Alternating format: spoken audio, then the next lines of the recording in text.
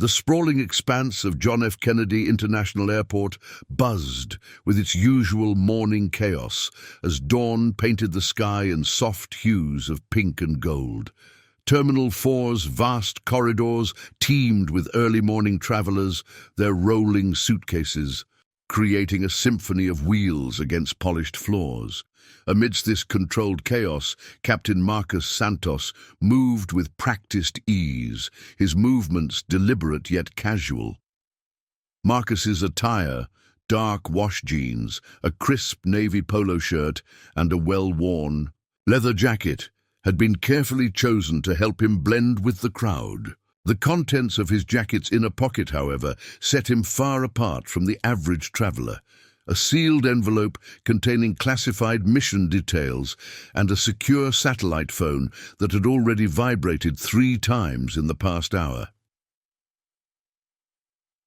20 years of commercial flying experience rested lightly on his shoulders, but today's mission weighed heavily on his mind. In precisely 3 hours, Flight 271 to Singapore would take off under his command, carrying not just 300 passengers, but also the responsibility of preventing what could become one of the most significant terrorist threats since 9/11. Marcus checked. His watch, 6:45 a.m. His timeline was precise, 30 minutes to clear security and reach the secure briefing room, 45 minutes for final mission coordination with the embedded air marshals, then standard pre-flight procedures. Every minute had been calculated, every potential variable accounted for, or so he thought. As he approached the staff security checkpoint, Officer Derek Walsh's eyes locked onto him with immediate suspicion. Walsh, a recent transfer from Boston Logan International, had arrived with a chip on his shoulder and something to prove. His previous post had been marked by several security breaches, and he'd requested the transfer to JFK as a chance to redeem his reputation. "Excuse me, sir," Walsh called out, his voice carrying the sharp edge of authority as he stepped directly into Marcus's path. "This is a restricted area. Passengers aren't allowed beyond this point." Around them, airport staff hurried past, some throwing curious glances at the developing scene. Marcus maintained his calm demeanor, reaching slowly for his credentials. "I understand, officer. I'm Captain Marcus Santos. I have a flight scheduled for—" "Right," Walsh interrupted, skepticism dripping from his voice. His eyes narrowed as they swept over Marcus's casual attire. "And I'm the Pope. Let's see some real ID." Marcus kept his expression neutral, though. Inside, his mind raced through contingency plans. Every minute of delay could jeopardize months of careful planning. He produced his pilot's credentials, complete with his photo, rank, and security clearances. "Here you are, officer. Everything should be in order." Walsh snatched the ID, turning it over in his hands with exaggerated scrutiny. His partner, Officer Jenny Chen, approached from her post, curiosity evident on her face. Chen was newer to the job, but already known for her more measured approach to security protocols. "This looks fake," Walsh declared, holding the ID up to the light. "High quality, I'll give you that, but definitely not genuine. Where'd you get this made? Some back alley shop in Chinatown?"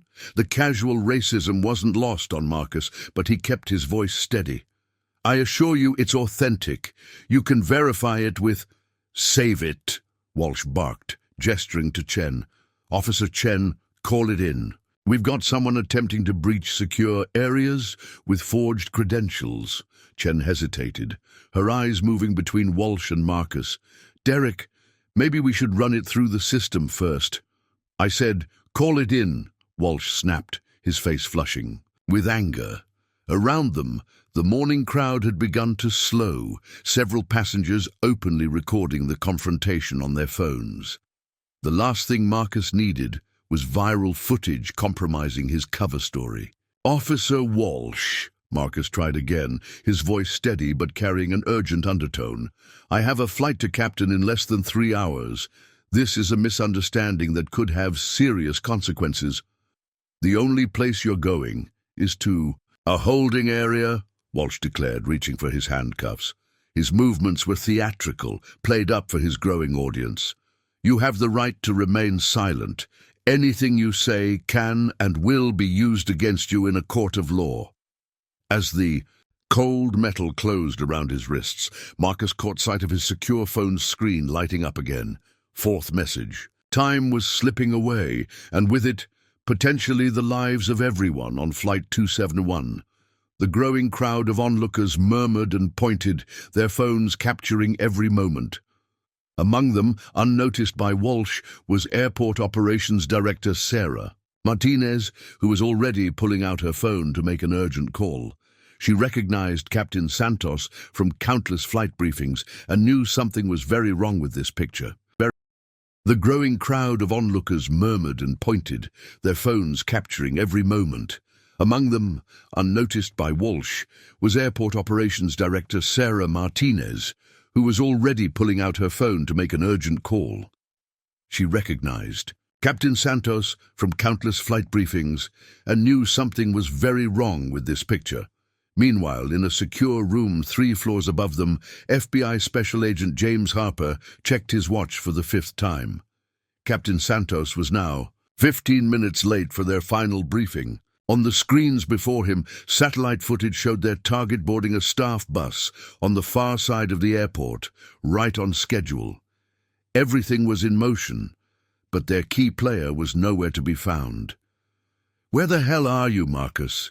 Harper muttered, reaching for his secure line. In less than 3 hours, an international terrorist cell would attempt to hijack Flight 271, and their only shot at stopping them was currently being led away in handcuffs by an overzealous security officer. The automatic doors of the security office slid shut behind Marcus with a soft hiss, sealing him away from the one place he desperately needed to be. In his jacket pocket, the sealed envelope containing mission details felt like it was burning a hole through the leather. Time was running out, and somewhere in the sprawling airport complex, the real threat was moving into position, completely, unaware that their carefully laid plans had just been inadvertently aided by airport security itself.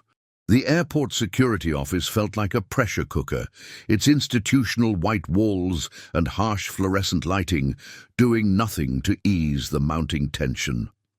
Marcus Santos sat handcuffed to a metal chair, the cold steel digging into his wrists, as he watched Officers Walsh and Chen engage in a heated, whispered argument by the door.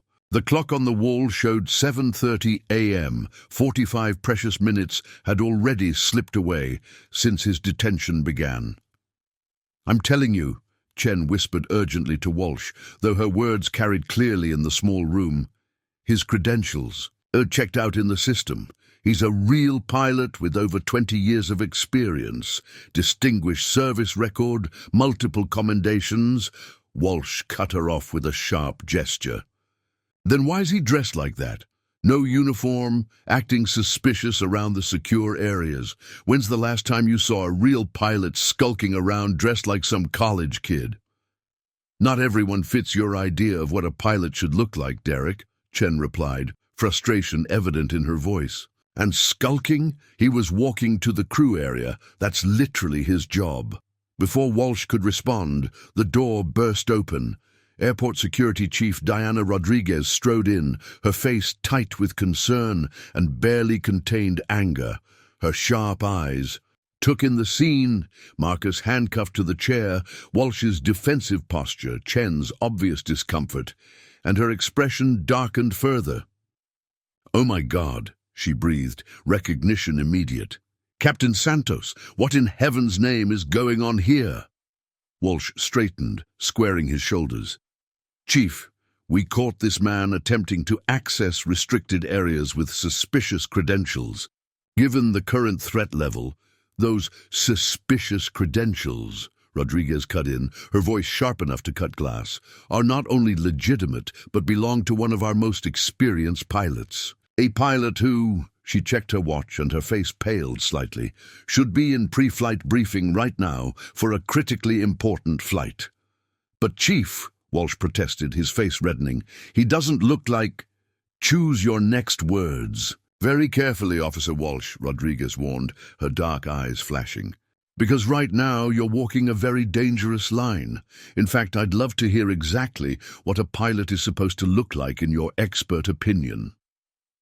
While they argued, Marcus remained silent, his mind racing through scenarios and contingencies.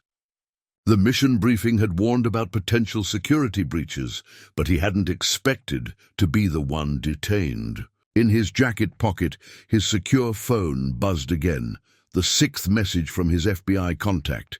Each vibration felt like another nail in the coffin of their operation. Rodriguez turned to Chen. "Officer Chen, remove those handcuffs immediately." As Chen moved to comply, Walsh stepped forward. "Chief, with all due respect, we can't just—" "Officer Walsh," Rodriguez's voice could have frozen hell itself. "You've done quite enough damage for one day. In fact, you're suspended pending a full review of this incident." "Suspended," Walsh sputtered. "For doing my job? For protecting? For racial profiling?" Rodriguez cut in sharply. "For harassment, for detaining a senior pilot without cause, and potentially compromising flight safety protocols. Would you like me to continue?" The handcuffs clicked open, and Marcus rubbed his wrists, checking his watch again. The situation was spinning out of control, but maybe there was still a way to salvage it. He needed to contact Harper, adjust their timeline, reorganize their assets. His phone buzzed again, and this time Marcus caught a glimpse of the message preview. "Target moving. Clock ticking. Where are you?" Rodriguez was still dealing with Walsh, who seemed unable or unwilling to accept the gravity of his mistake. "Chief, his behavior was suspicious. The way he was moving through the terminal was exactly how he— And every other pilot moves through this airport every single day," Rodriguez finished. "The only suspicious behavior here is yours, Officer Walsh. Now leave this office before you dig yourself any deeper." As Walsh finally stormed out, Rodriguez turned to Marcus, her expression shifting from anger to concern. "Captain Santos, I cannot apologize enough for this incident. We'll make sure this is dealt with appropriately." Marcus stood, straightening his jacket. "Chief Rodriguez, I appreciate that, but right now we have a much bigger problem. Is there somewhere we can speak privately? There's something you need to know about Flight 271. Rodriguez's eyes narrowed at his tone. "My office is secure. Follow me." As they left the security office, Marcus caught sight of Walsh standing by the water cooler, his face a mask of humiliation and anger. But there was something else in the officer's expression, a stubborn certainty that he'd been right, that there was more to this story than met the eye. And for once, Walsh was actually correct, though not in the way he imagined. There was indeed much more going on, and the clock was ticking down to a confrontation that would make this morning's drama seem like a trivial footnote in comparison. Inside the terminal beyond the security office, passengers continued their morning routines, unaware that their lives might depend on what happened in the next 2 hours. Somewhere among them, a terrorist cell was executing their own carefully planned operation, while their best chance at stopping them was only now being released from handcuffs. The irony wasn't lost on Marcus. He'd been detained for looking suspicious while actual terrorists moved freely through the airport. It was a stark reminder of how appearances could deceive and how prejudice could blind people to real threats while manufacturing fake ones. His phone buzzed one more time as he followed Rodriguez to her office. This time the message was clear. Mission compromised, initiating Protocol Echo. Await new instructions. Marcus's heart sank. Protocol Echo meant everything had changed. The carefully orchestrated plan they'd spent months putting together was now being rewritten on the fly, all because one security officer couldn't see past his own biases. As Rodriguez's office door closed behind them, Marcus knew the real challenge was just beginning. Now they would have to catch a team of terrorists with a broken plan, limited time, and the added complication of airport security watching their every move. The morning sun continued to rise over JFK, its warm light filtering through the terminal. Windows, oblivious to the deadly game of cat and mouse about to unfold beneath its rays. Chief Rodriguez's office felt like a command center as she finished her third phone call in 10 minutes, her face growing increasingly pale with each conversation. The morning sun streaming through the window did nothing to warm the chill that had settled over the room. Across from her desk, Marcus sat straight-backed but tense, while Officer Chen stood guard at the door, her earlier discomfort now replaced with professional focus. "Captain Santos," Rodriguez said carefully, setting down her phone. "I just received calls from Director Henderson at the FBI, the TSA administrator, and the National Security Council. They've cleared you to brief us on the situation." She paused, letting out a shaky breath. "They're saying this is a matter of national security." Marcus nodded gravely, reaching into his jacket to withdraw a sealed envelope bearing federal watermarks. The classified documents inside had been burning a hole in his pocket since his detention began. 3 hours ago, we received intelligence about a credible threat to Flight 271 to Singapore. A terrorist cell has planted multiple operatives among the cabin crew and ground staff, planning to hijack the aircraft over the Pacific. Chen's sharp intake of breath was the only sound in the room for a moment. Rodriguez leaned forward, her hands clasped tightly on her desk. "Multiple operatives? How did they infiltrate our staff?" "They've been planning this for months," Marcus explained, spreading out several surveillance photos on her desk. "The cell has connections to both Islamic State splinter groups and North Korean intelligence services. They've placed at least 3 operatives in various positions, 1 flight attendant, 1 ground crew member, and 1 maintenance worker, all with perfectly crafted false identities that pass standard background checks." "Jesus Christ," Rodriguez muttered, examining the photos. "And you're sure about the target, Flight 271? "Positive," Marcus confirmed. "The flight manifest includes 3 senior executives from major defense contractors, 2 State Department officials, and a UN diplomatic delegation. The terrorists plan to force the plane to land in North Korea, where the passengers would become valuable hostages for both propaganda and intelligence purposes." He checked his watch again, 8:15 a.m. "My casual dress wasn't an accident. I'm part of a joint FBI-CIA task force that's been tracking this cell for months. Today's flight was supposed to be a carefully planned counter-operation. We have air marshals already in position, but they needed a pilot they could trust. One who could handle both the aircraft and potential combat situations." Rodriguez's eyebrows rose. "Combat situations, you're saying?" "Before joining commercial aviation, I spent 12 years as a fighter pilot with the Philippine Air Force," Marcus explained. "After that, I underwent specialized training with U.S. intelligence services. I've been working with various agencies as a deep cover operative for the past decade, using my commercial pilot career as cover." He pulled out his secure phone, now showing 8 missed messages. "The original plan was simple. I would pilot the aircraft while our team identified and neutralized the threats before they could act. But now," he gestured helplessly, "Officer Walsh's intervention has forced us to activate Protocol Echo." "What's Protocol Echo?" Chen asked from her position by the door. "A contingency plan for compromised operations," Marcus replied grimly.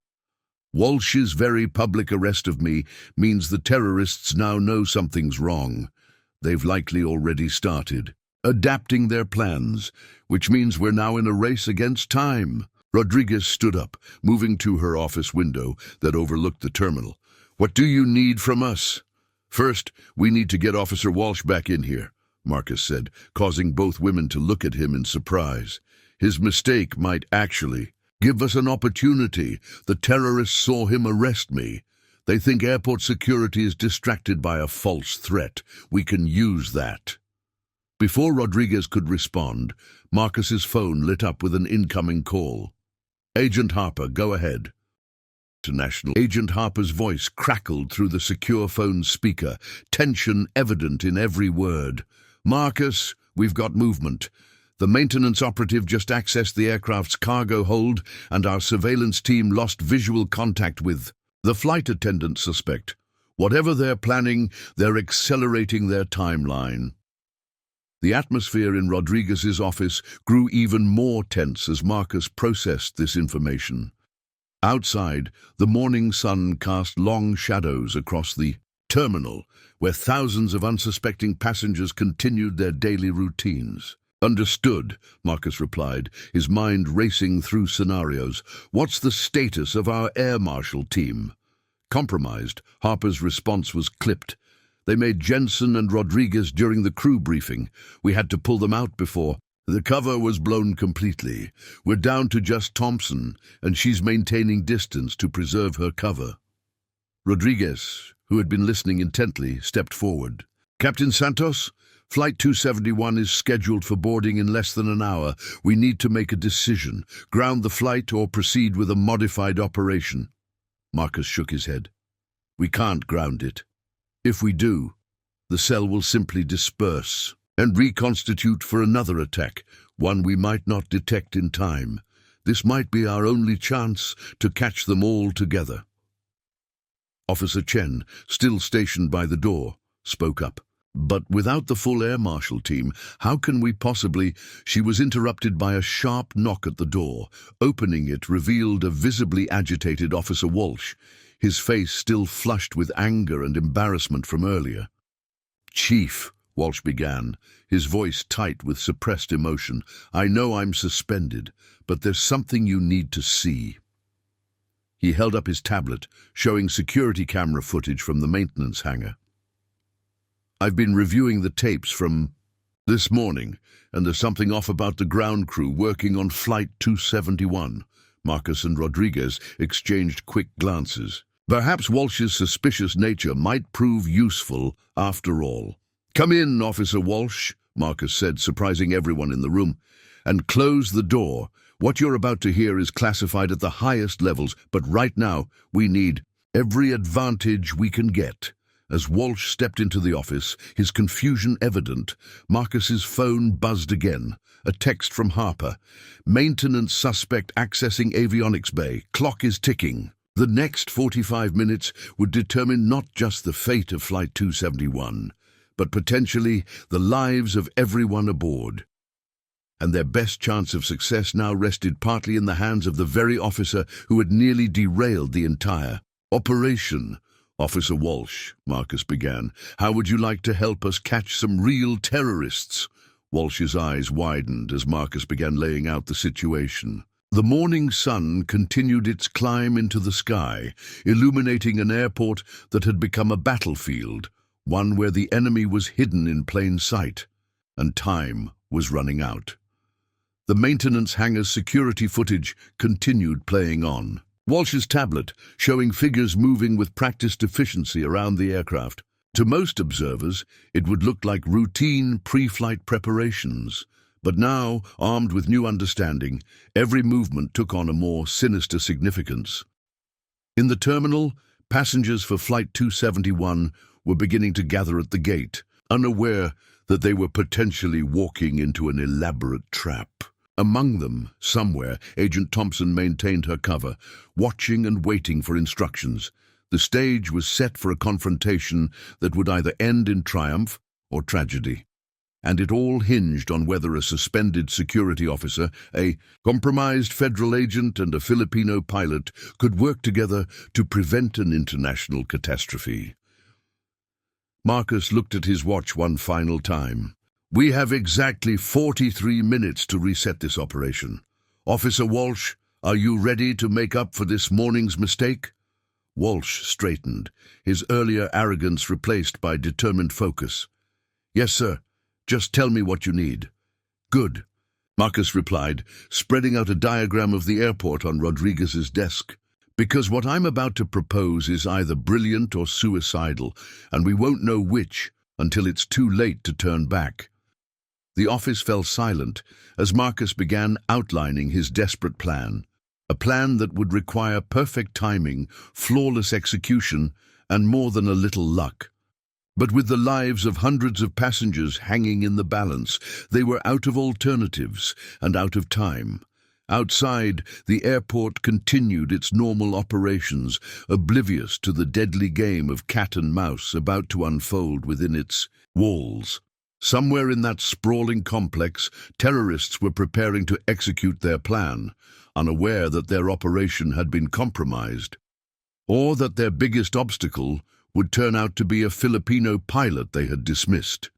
The maintenance hangar echoed with the usual sounds of pre-flight preparations, but to Marcus's trained ear, something was off about the rhythm. He stood at the entrance, now dressed in his full captain's uniform, Walsh and Chen flanking him. In their security uniforms, the morning sun cast long shadows through the massive doorway, creating a theatrical backdrop for what was about to unfold. "Remember," Marcus whispered, adjusting his captain's hat. "Timing is everything. The maintenance suspect doesn't know his cover is blown, but he's going to figure it out the moment he sees me walking free." Walsh nodded, his hand resting nervously on his holstered weapon. "And you're sure he's the one? The man in the blue?" "Coveralls?" "Positive," Marcus confirmed, watching the suspect through narrowed eyes. "Agent Harper's team confirmed his credentials are forged. He's actually Min-jun Park, former North Korean Special Forces. He's been embedded here for 3 months, waiting for this moment." The suspect was working on the aircraft's avionics bay, his movements precise and practiced. To any casual observer, he appeared to be performing routine maintenance. But Marcus knew better. Those hands weren't just checking systems, they were planting something far more sinister. "Chief Rodriguez, are you in position?" Marcus spoke quietly into his concealed radio. "Affirmative," came the response. "My team has the terminal exits covered. The flight attendant suspect is still at the gate, maintaining her cover. Agent Thompson is keeping eyes on her."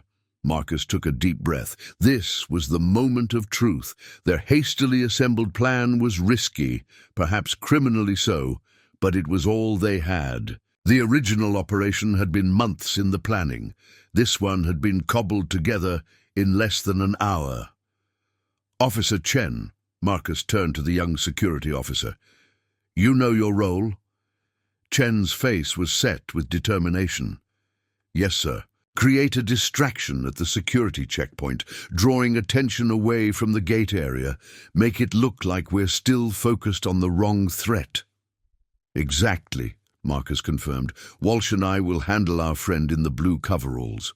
Once he realizes his cover's blown, he's going to try to warn the others. That's when we'll spring the trap." Walsh shifted uncomfortably. "Captain Santos, about this morning?" "Later." Marcus cut him off, but his tone was gentle. "Right now, I need you focused. You said you wanted to catch real terrorists? This is your chance." The maintenance suspect was closing the avionics bay panel, his work apparently complete. Marcus knew what was inside, a sophisticated device designed to override the aircraft's controls once they were over the Pacific. But knowing it was there and proving it were two different things.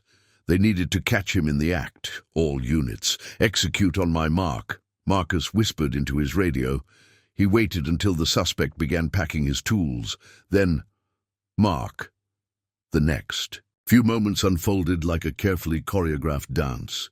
Chen strode purposefully toward the security checkpoint, her voice raised in artificial alarm about a suspicious package.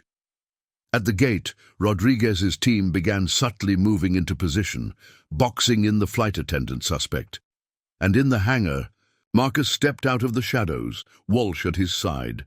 The suspect's reaction was immediate but subtle, a slight stiffening of his shoulders, a momentary pause in his movements. He recognized Marcus from the earlier commotion at the security checkpoint.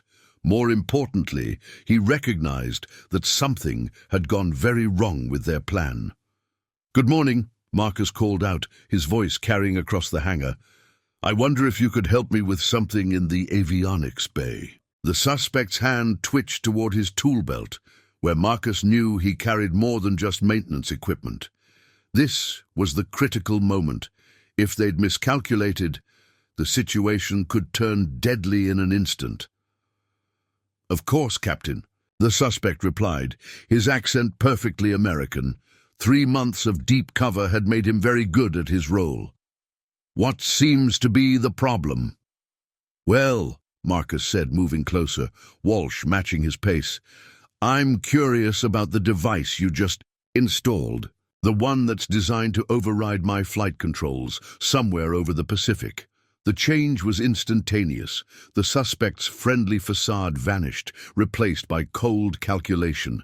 His hand moved with lightning speed toward his tool belt, but Walsh was faster, his weapon already drawn. Federal agents. The shout came from above as hidden FBI teams emerged from their positions around the hangar. "Don't move!" The suspect froze, his hand inches from his concealed weapon, his eyes locked with Marcus's. In those eyes, Marcus saw something shift. Not just the recognition of defeat, but a deeper realization. "You're really him," the suspect said softly. "The pilot. Not just a cover." Marcus nodded. "That's what your people never understood. Sometimes things are exactly what they appear to be. Though in your case," he gestured to the blue coveralls, "not so much." As the FBI teams moved in to secure the suspect, Marcus's radio crackled to life. Rodriguez's voice was urgent. "Captain, the flight attendant suspect is making a move. She's heading for the emergency exit." The morning's drama wasn't over yet. In fact, it was about to spread from the confined space of the maintenance hangar to the crowded terminal, where hundreds of innocent passengers were about to become unwitting participants in an international game of cat and mouse. Walsh looked at Marcus, waiting for instructions. The Filipino pilot's earlier calm had been replaced by focused intensity. They had caught one suspect, but 2 more remained at large, and time was still their enemy. "Officer Walsh," Marcus said, already moving toward the hangar exit. "How fast? Can you run?" The morning sun had fully risen now, its bright rays illuminating the airport complex like a spotlight on a stage. Act 1 had gone according to their hastily revised plan. But Act 2 was about to begin, and this time, the audience wouldn't just be watching, they would be right in the middle of the action.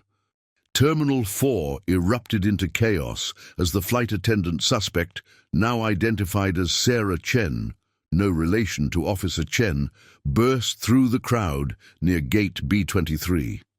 Her carefully maintained cover as a demure flight attendant had vanished, replaced by the efficient movements of a trained operative. Passengers scattered as she vaulted over a row of seats, heading for the emergency exit.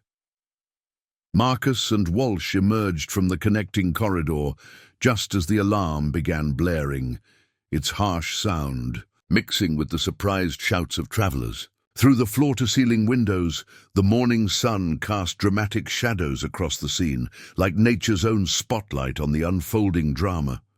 "She's heading for the service stairs," Agent Thompson's voice crackled through Marcus's radio. The undercover air marshal was moving through the crowd, trying to maintain visual contact without breaking her cover. "But something's wrong. She's not running like someone trying to escape." Marcus's military training kicked in, his mind racing through possibilities. "She's not running away," he realized aloud. "She's running toward something." "Walsh, what's on the level below us?" Walsh's eyes widened. "The baggage handling area and access to the tarmac." "Where the third suspect is waiting," Marcus finished. "They're not trying to escape. They're executing their backup plan." The realization hit him like a physical blow. The device in the avionics bay wasn't their only insurance policy. The terrorists had planned for every contingency, including the possibility of being discovered before takeoff. "All units," Marcus barked into his radio, already running. "The suspects are converging on the baggage area. They have a secondary device. I repeat, there is a secondary device." Walsh kept pace beside him, his earlier prejudices forgotten in the heat of the moment. They burst through the emergency exit just as Sarah Chen disappeared down the service stairs, her footsteps echoing in the concrete stairwell. "Captain!" Walsh called out between breaths as they descended. "If they have another device, why plant? The first one in the plane?" "Because they're not targeting the plane anymore," Marcus replied grimly. "They're targeting the airport itself. Flight 271 was just a cover. If they couldn't hijack it, they'd make sure it never took off, along with any other flight in the vicinity." They reached the baggage level, bursting through the door into a maze of conveyor belts and luggage carts. The morning sun barely penetrated here, creating deep shadows between the equipment. Somewhere in this mechanical labyrinth, two terrorists were about to rendezvous, carrying the components of what could be a devastating weapon. "Rodriguez," Marcus spoke into his radio, "I need you to begin a quiet evacuation of the terminal. No alarms, no announcements. Have your people start moving passengers out using any excuse they can think of. Fire drill, computer malfunction, anything?" "Copy that," came the response. "What about Flight 271? "Ground everything," Marcus ordered. "No takeoffs, no landings. If we're right about their backup plan, we can't risk having aircraft in the vicinity." A crash from somewhere ahead caught their attention. Walsh raised his weapon, moving forward cautiously. The baggage area was a terrorist's dream. Plenty of cover, multiple escape routes, and countless places to hide a device. "Captain," Walsh whispered, "I hear something to the left, behind that cargo container." Marcus nodded, moving to the right to flank the position. His heart was pounding, but his hands were steady. Years of military training had prepared him for moments like this, though he'd never expected to be putting those skills to use in a civilian airport. Suddenly, a luggage cart came hurtling toward them from behind the container. Walsh barely managed to dive out of the way, crashing into a stack of bags. In the confusion, Sarah Chen sprinted past them, something metallic clutched in her hands. "The device!" Marcus shouted, but as he moved to pursue her, a new figure emerged. From the shadows, the third suspect, the ground crew operative they'd been unable to identify until now. "Captain Santos," the man said in heavily accented English, raising a weapon. "I must admit, you've impressed us today, but I'm afraid this is where your interference ends." Marcus froze, his mind racing. Behind him, Walsh was slowly regaining his feet. Somewhere in the terminal above, hundreds of passengers were being quietly evacuated. And somewhere in this maze of machinery and shadows, a terrorist was assembling a device that could turn the entire airport into a crater. The suspect's finger tightened on the trigger. "Any last words, Captain?" Marcus smiled, a familiar calm settling over him. "Just 3, look behind you." The suspect's eyes widened as Agent Thompson's voice rang out, "Federal agent, drop your weapon." The morning sun chose that moment to break through a high window, illuminating the scene like a spotlight. In that frozen moment, Marcus saw everything with perfect clarity. Thompson's unwavering aim, Walsh's determined expression, and the sudden realization in the suspect's eyes that his plans, like his weapon, were about to come crashing down. But Sarah Chen was still out there, racing toward an unknown destination with half of a device that could kill thousands. The day's greatest challenge still lay ahead, and time was running out. The baggage area erupted into chaos as multiple events happened simultaneously. The suspect spun to face Thompson. Walsh tackled him from behind, and Marcus burst into motion, running in the direction Chen had disappeared. Above them, JFK's baggage handling system continued its relentless operation, conveyor belts whirring and mechanical arms sorting luggage with practiced precision. The sound provided the industrial backdrop to the life-and-death struggle unfolding. Below, Marcus sprinted through the maze of machinery, following the fleeting glimpses of Sarah Chen's blue uniform ahead. His pilot's uniform jacket restricted his movement, and he shrugged it off without breaking stride. Behind him, the sounds of the fight between Walsh, Thompson, and the third suspect grew fainter.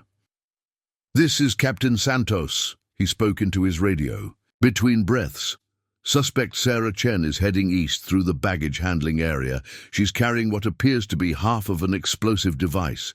All units converge on the East Terminal baggage claim. Rodriguez, what's the evacuation status?" "Terminal is 60% clear," Rodriguez's voice crackled back. "But we've hit a snag. There's a school group of about 30 children near the food court. Their chaperones are arguing with my officers about moving them." Marcus cursed under his breath. Of course there would be children involved. The stakes, already high, had just risen dramatically. Ahead, Chen ducked through a maintenance door that Marcus knew led to the underground service tunnels connecting the terminals. "She's entering the tunnel system," he reported. "She's not running randomly. She knows exactly where she's going." "Marcus, this is Harper." The FBI agent's voice joined the radio chatter. "We've got the maintenance suspect talking. The device isn't just a bomb, it's a dirty bomb. They've got weapons-grade material." Marcus's blood ran cold. A dirty bomb in an international airport would be catastrophic. The immediate casualties would be just the beginning. The radioactive contamination would shut down one of America's busiest airports indefinitely, causing economic chaos and widespread panic. He burst through the maintenance door into the service tunnel. The fluorescent lights cast a harsh glow on the concrete walls, creating multiple shadows that could hide a waiting ambush. Chen was nowhere in sight, but a distant echo of footsteps gave away her direction. "Harper, where would they stage the other half of the device?" Marcus asked, moving cautiously but quickly through the tunnel. "Based on the intel we're getting, cargo terminal. They've got someone inside the secure shipping area. The cargo terminal. Of course. International shipping, minimal passenger presence, direct access to both the tarmac and ground transportation. The perfect place to assemble and detonate a dirty bomb for maximum effect." Marcus's radio crackled again. "Captain, this is Walsh. Third suspect is secured. Thompson and I are headed your way." "Negative," Marcus replied. "Get to the cargo terminal. Find their inside man before they can get the other half of the device in place. I'll handle Chen." The tunnel opened into a larger junction where several passages converged. Marcus slowed, listening intently. The mechanical hum of the airport systems made it difficult to isolate any specific sound, but his military training kicked in, filtering out the background noise. There, a soft metallic sound to his left, followed by the whisper of fabric against concrete. Chen was close, and she was trying to move silently now. She knew he was following. "Sarah," he called out, his voice echoing in the confined space. "You don't have to do this. You must know by now. Your operation is compromised. Min Jun is in custody. Your ground crew operative is being arrested as we speak. It's over." "Over?" Her voice came from somewhere in the shadows, its direction impossible to pinpoint in the tunnel's acoustics. "Captain Santos, it's never been more perfectly set up. Think about it. What better distraction than a security response to a failed terror plot? While everyone focuses on the suspects they've caught, who's watching the real target?" Marcus's mind raced. She was playing for time, but her words triggered something in his memory. The school group in the food court, refusing to evacuate, the inside man in the cargo terminal, the multiple components of the device. "There is no other half of the device, is there?" he said slowly, the terrible realization dawning. "What you're carrying is a decoy. The real bomb is already in place." Chen's laugh echoed through the tunnels. "Very good, Captain. I can see why they chose you for this operation, but you're still thinking too small. Ask yourself, why would we target just one airport?" Marcus felt his blood run cold. The school group, they're not really a school group, are they? 30 perfect little packages, each carrying a tiny fraction of what we need. Impossible to detect individually, harmless until combined. And In less than 15 minutes, they'll be boarding buses for the next stage of their journey. Tell me, Captain, how many major airports are within a day's drive of New York? 30 perfect little packages, each carrying a tiny fraction of what we need. Impossible to detect individually, harmless until combined. And in less than 15 minutes, they'll be boarding buses for the next stage of their journey. Tell me, Captain, how many major airports are within a day's drive of New York? The implications were staggering. This wasn't just about JFK, it was about crippling the entire East Coast's air transportation infrastructure in a single, coordinated strike.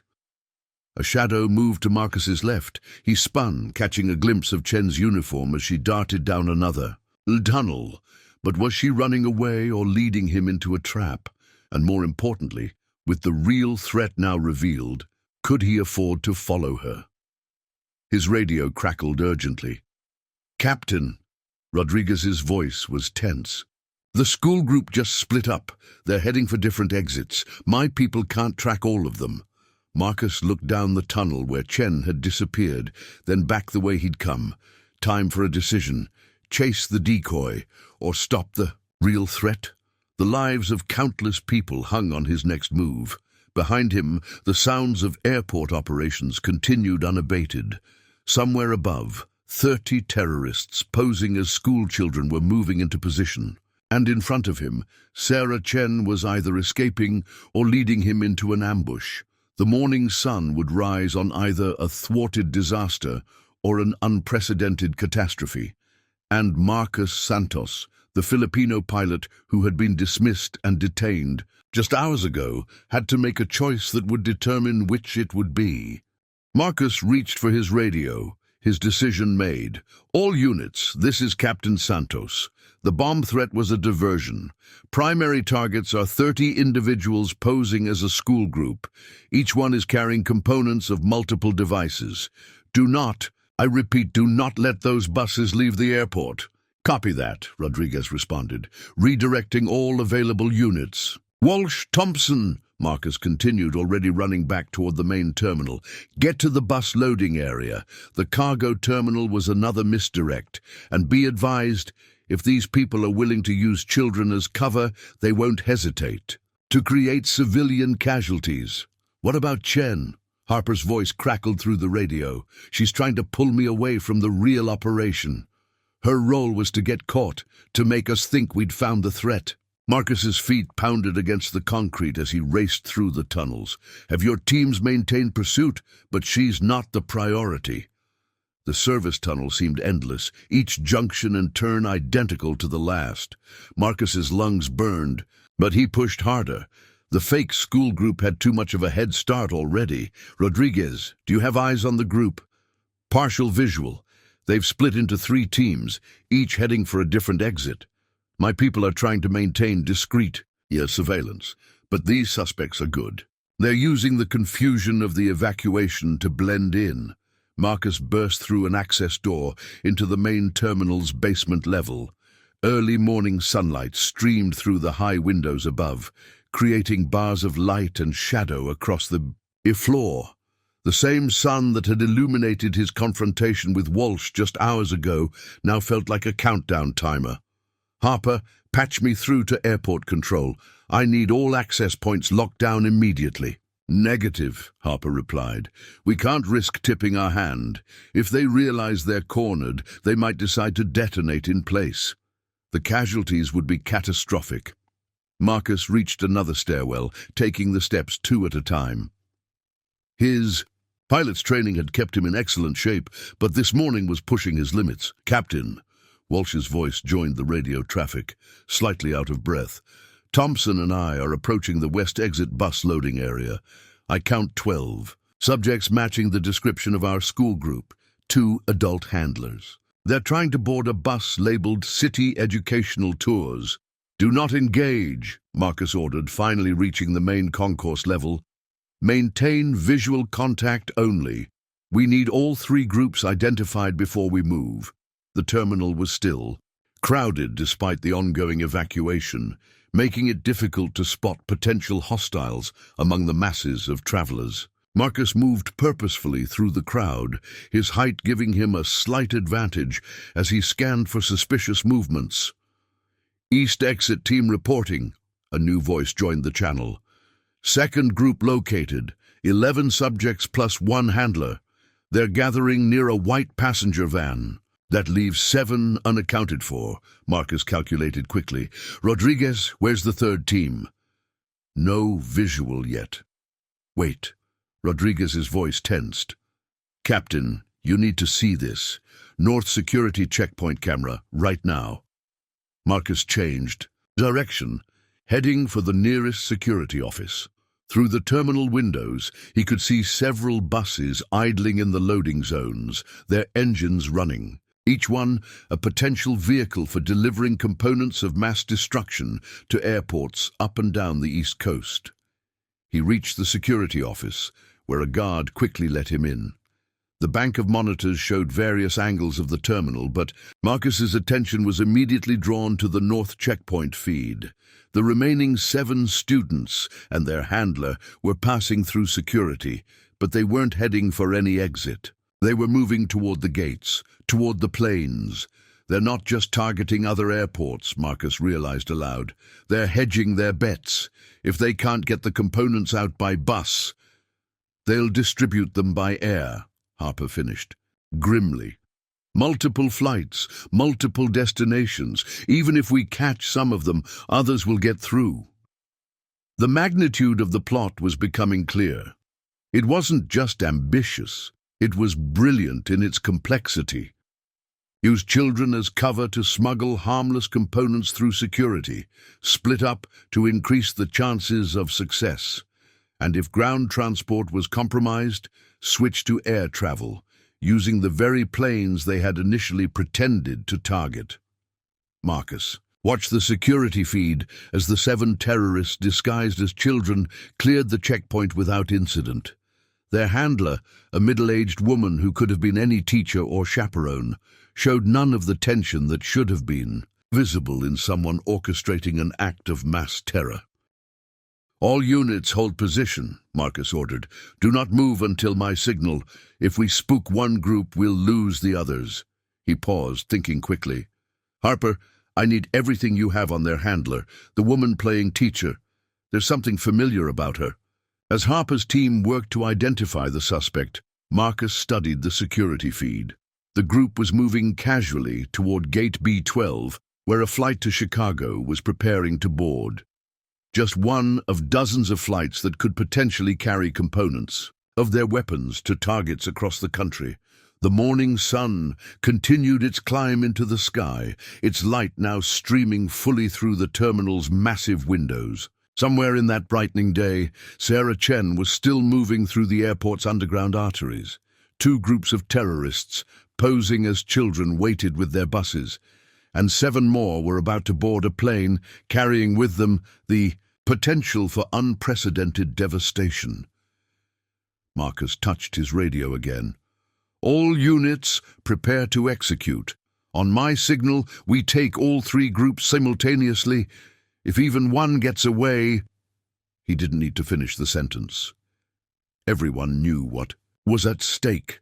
The next few minutes would determine whether this day ended in triumph or tragedy, and the margin for error was 0. "Captain," Harper's voice crackled through the radio with sudden urgency.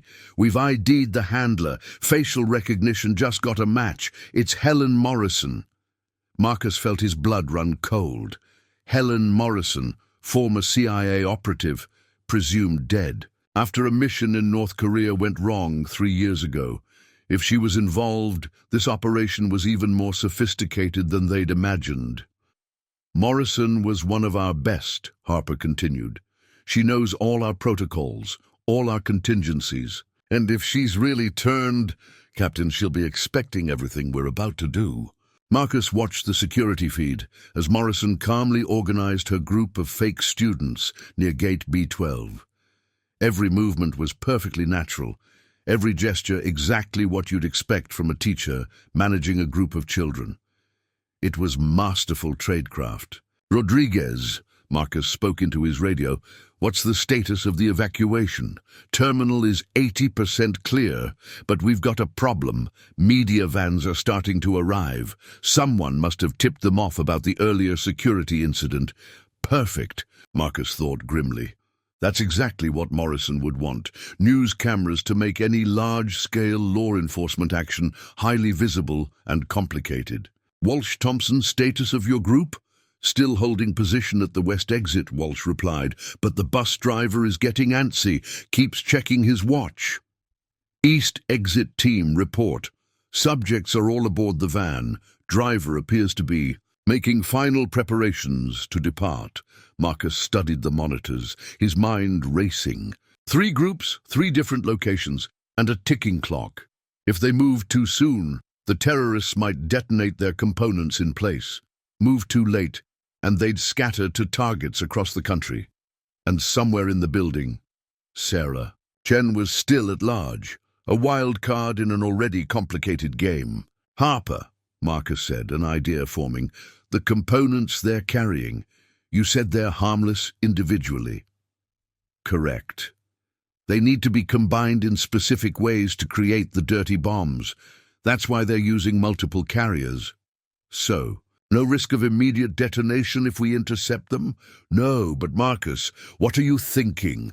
Instead of answering, Marcus switched channels. Officer Walsh, remember this morning when you thought I was suspicious because I wasn't wearing a uniform? Yes, sir, Walsh replied, confusion evident in his voice. I apologized for... Never mind that. How good are you at spotting people who are trying too hard to look normal?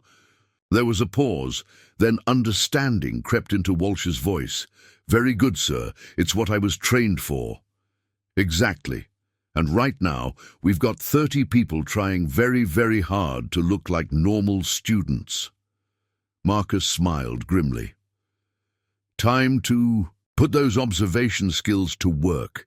He quickly outlined his plan. It was risky, unconventional, and relied heavily on the psychological profiles of their targets. But most importantly, it was something Morrison wouldn't expect, because it went against every standard federal response protocol. Captain, Rodriguez interjected, the media vans are setting up outside. We've got live trucks from 3 local stations. Perfect, Marcus replied. That's exactly what we need. Rodriguez, have your people let them set up. In fact, make sure they've got good angles of all 3 locations. Sir? Rodriguez sounded confused. Wouldn't that just give the terrorists more incentive to create a public incident? Trust me, Marcus said, watching Morrison on the security feed. Sometimes the best way to catch someone trying to avoid attention is to give them too much of it. He took a deep breath, then began issuing rapid-fire orders. Every person, every unit would need to play their part perfectly. One mistake would mean failure, and failure today would cost thousands of lives. The morning sun now filled the terminal completely, eliminating the last shadows where someone might hide. In its bright glare, 30 terrorists posing as children waited with their deadly cargo. 3 groups, 3 targets, 1 chance to stop them all. Marcus touched his radio one final time. All units, prepare to execute Plan Delta. And remember, these may look like children, but they're trained killers. Don't let appearances fool you. The irony of that last statement, given how his day had started, wasn't lost on Marcus. Just hours ago, he had been detained because he didn't look like someone's idea of a pilot. Now he was about to turn that same prejudice into a weapon against their enemies. Plan Delta is a go, Marcus announced into his radio. All units execute on my mark. The security officer's monitors showed all 3 groups of terrorists in their positions. At the west exit, 12 students waited aboard their bus. At the east exit, 11 more sat in their van, and at gate B12, Morrison's group of 7 prepared to board their flight to Chicago. Marcus keyed his radio again. Walsh, begin Phase 1. Officer Walsh's voice came back confident and clear. Copy that, Captain. On the west exit camera feed, Walsh emerged from his surveillance position, straightening his uniform. But instead of approaching the bus directly, he began moving from vehicle to vehicle in the loading zone, conducting what appeared to be routine security checks. "Thompson, you're up," Marcus ordered. Agent Thompson, still maintaining her cover as a regular passenger, approached the gate counter at B12. She began what appeared to be an animated complaint about her seating assignment, drawing attention and causing a slight delay in the boarding process. "East team, hold position," Marcus continued. "Wait for my signal." The plan was simple in concept but complex in execution. Instead of trying to catch all three groups at once, which Morrison would be expecting, they would use human psychology against them, create a situation where the terrorists would effectively trap themselves. Rodriguez, activate Phase 2. On the security feeds, Rodriguez's team began implementing the next stage. Airport staff started appearing at strategic locations, conducting what looked like random security sweeps. News cameras swung to follow the activity, their live feeds, broadcasting the growing law enforcement presence to the world. "Watch their body language," Marcus instructed all units. "The real children in the terminal are curious about the cameras. They're turning to look, pointing, getting excited. Our targets will do the opposite. They'll try too hard to appear disinterested." Sure enough, the differences began to show. Real student groups in the terminal gravitated toward the news cameras, while their targets maintained an unnatural focus away from them. It was subtle, but to trained observers like Walsh, it was like watching two different species try to mimic each other. "Sir," Walsh's voice came through, "I count 8 subjects on the bus displaying atypical behavior patterns. The other 4 are genuine students." Marcus nodded. That made sense.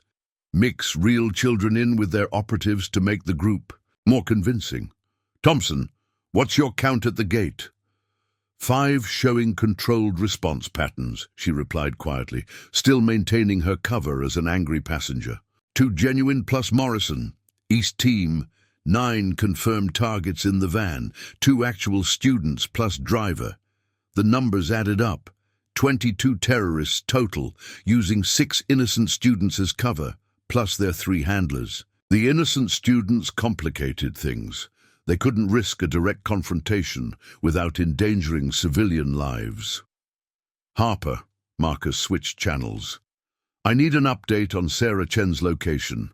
"Still no visual," the FBI agent replied. "But we've got movement in the maintenance tunnels under the East Terminal."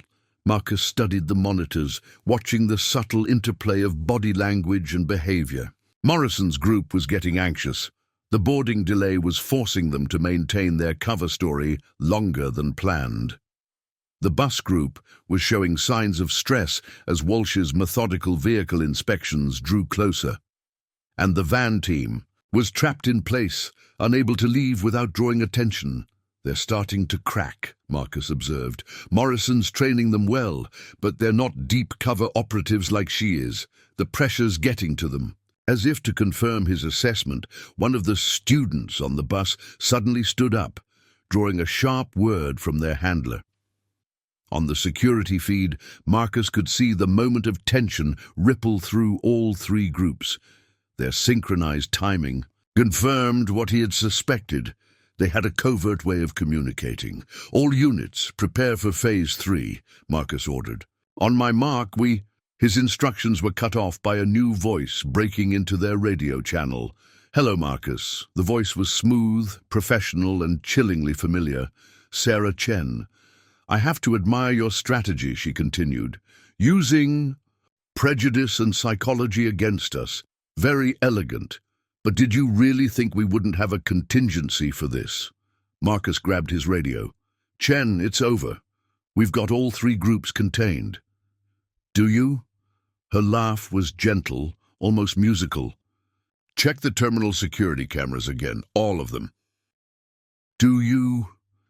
Her laugh was gentle, almost musical. "Check the terminal security cameras again, all of them." Marcus's eyes darted from screen to screen, scanning the various camera feeds. At first, nothing seemed amiss.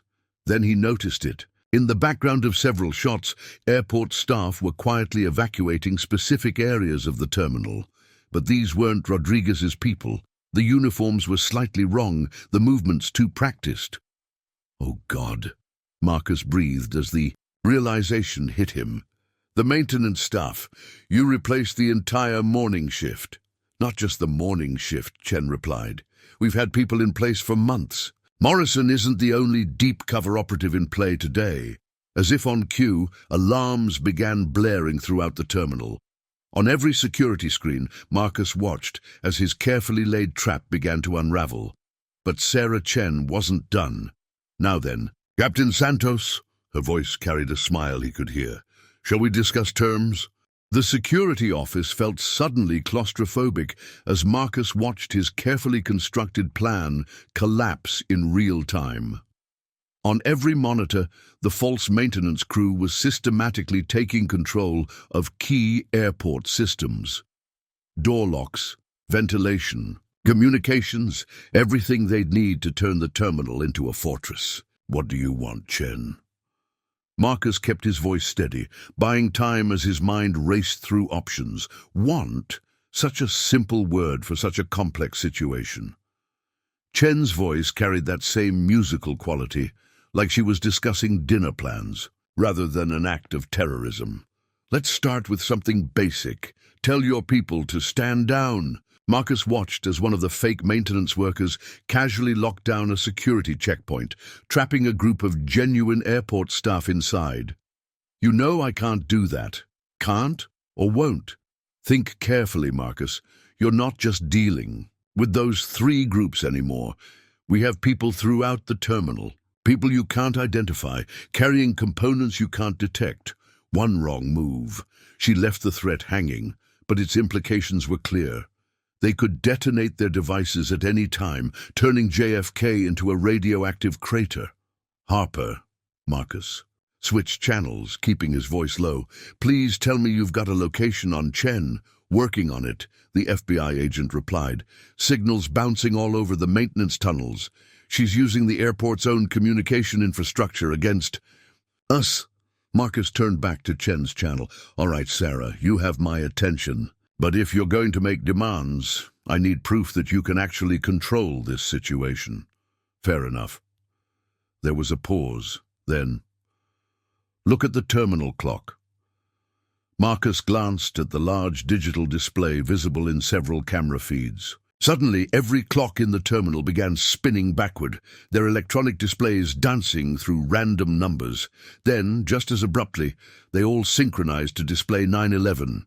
Crude symbolism, Marcus commented, but effective. What's your real play here? My play, Chen laughed. Marcus, you're still thinking too small. This isn't about one airport or even several. This is about showing the world how vulnerable they really are. Now about that stand-down order. Captain, Walsh's voice cut in on a secure channel. The bus group is getting agitated. If we don't move soon... Hold position, Marcus ordered. Chen's people have control of too many systems. One wrong move could trigger a massacre. He switched back to Chen's channel. Before I give any orders, I need to know about the civilian. Students you've mixed in with your people, they're innocent. Ah, yes, such a useful tool, innocence. Makes such perfect camouflage. Chen's voice hardened slightly. They'll be released once we've achieved our objectives, unless, of course, your people force us to accelerate our timeline. Marcus studied the security feeds again. The fake maintenance crew had positioned themselves at all major access points. Morrison's group at the gate was maintaining their cover perfectly, despite the growing chaos. And somewhere in the underground tunnels, Sarah Chen was orchestrating it all, but something wasn't adding up. The maintenance crew takeover was too obvious, too theatrical. Chen was too willing to demonstrate their control of airport systems. Almost like Harper. Marcus switched channels again. The maintenance tunnels where Chen's signal is bouncing, are they all active service routes? There was a pause as Harper consulted his diagrams. No. Wait. Some of these tunnels were decommissioned years ago. They don't connect to any current airport systems. Then how are they controlling everything? Marcus's mind was racing. Unless... He switched channels again. Rodriguez, I need you to check something. The airport system upgrades last month. Who handled the contractor verification? Give me a minute, Rodriguez replied. The sound of rapid typing came through the radio. Here it is. Oh, hell. The paperwork was signed off by Helen Morrison using her old CIA credentials. We didn't catch it because she was still listed as active in the federal database. The pieces suddenly fell into place. It's not just the maintenance crew, Marcus realized. They didn't hack the airport systems. They built a backdoor into them during the upgrade. Everything we're seeing, all this obvious takeover, it's another misdirection. Captain, Thompson's quiet voice came through. Morrison just received a text. Her group is starting to move. Marcus made a decision. All units maintain current positions, but prepare to switch to Plan Echo. Chen isn't running this operation from the tunnels. She's using them to mask her real location. And I think I know where she is. He turned to the security guard, who had been silently watching the drama unfold. I need access to the original airport blueprints, not the current ones. I want to see what this place looked like before the last renovation. As the guard hurried to comply, Marcus's radio crackled again with Chen's voice. Time's running out, Captain. What's it going to be? Marcus allowed himself a small smile. Actually, Sarah, I think it's time we had a proper face-to-face conversation. In fact, I'm on my way to your location right now. There was a fraction of a second's pause, barely noticeable, but to Marcus's trained ear, it spoke volumes. Oh, and where do you think that is? That would spoil the surprise, Marcus replied. But here's a hint. Next time you want to convince someone you're in the maintenance tunnels, you might want to check if they're still connected to the building's ventilation system. The silence that followed told Marcus everything he needed to know. The morning sun continued to stream through the terminal windows, illuminating a chess game where each player had finally revealed their true position. The next move would determine not just the winner, but the fate of thousands of innocent lives. The original airport blueprints revealed what Marcus had suspected, an abandoned control room from the airport's early days, sealed off during renovations, but never completely removed. It sat directly above the current operations center, hidden behind what appeared to be a solid wall, but was actually an access panel, disguised as part of the building's structure. Harper, Marcus spoke into his radio as he moved through the terminal. I need a thermal scan of the wall panel outside the old control room, looking for any heat signatures that would indicate active electronic equipment. On it, Harper replied. But Marcus, if you're right about Chen's location, approaching it directly would be suicide. Who said anything about direct? Marcus allowed himself a grim smile. Chen thinks she has us trapped in her game of chess. Time to show her we're playing Go. He switched channels. Walsh, Thompson, initiate Plan Echo. Full tactical response, all 3 target groups. Make it loud, make it visible. Sir? Walsh sounded confused. Won't that risk civilian casualties? Trust me, Marcus replied. Chen's people won't risk exposing themselves, not when they think they have the upper hand. Their training will force them to maintain cover. Use that. As if to confirm his theory, Chen's voice cut in. Really, Marcus? A frontal assault? I expected better from you. Did you? Marcus kept his voice casual as he moved through the terminal, following a path only he could see. Tell me something, Sarah. When you planned this operation, did you account for cultural blind spots? There was a pause. What are you talking about?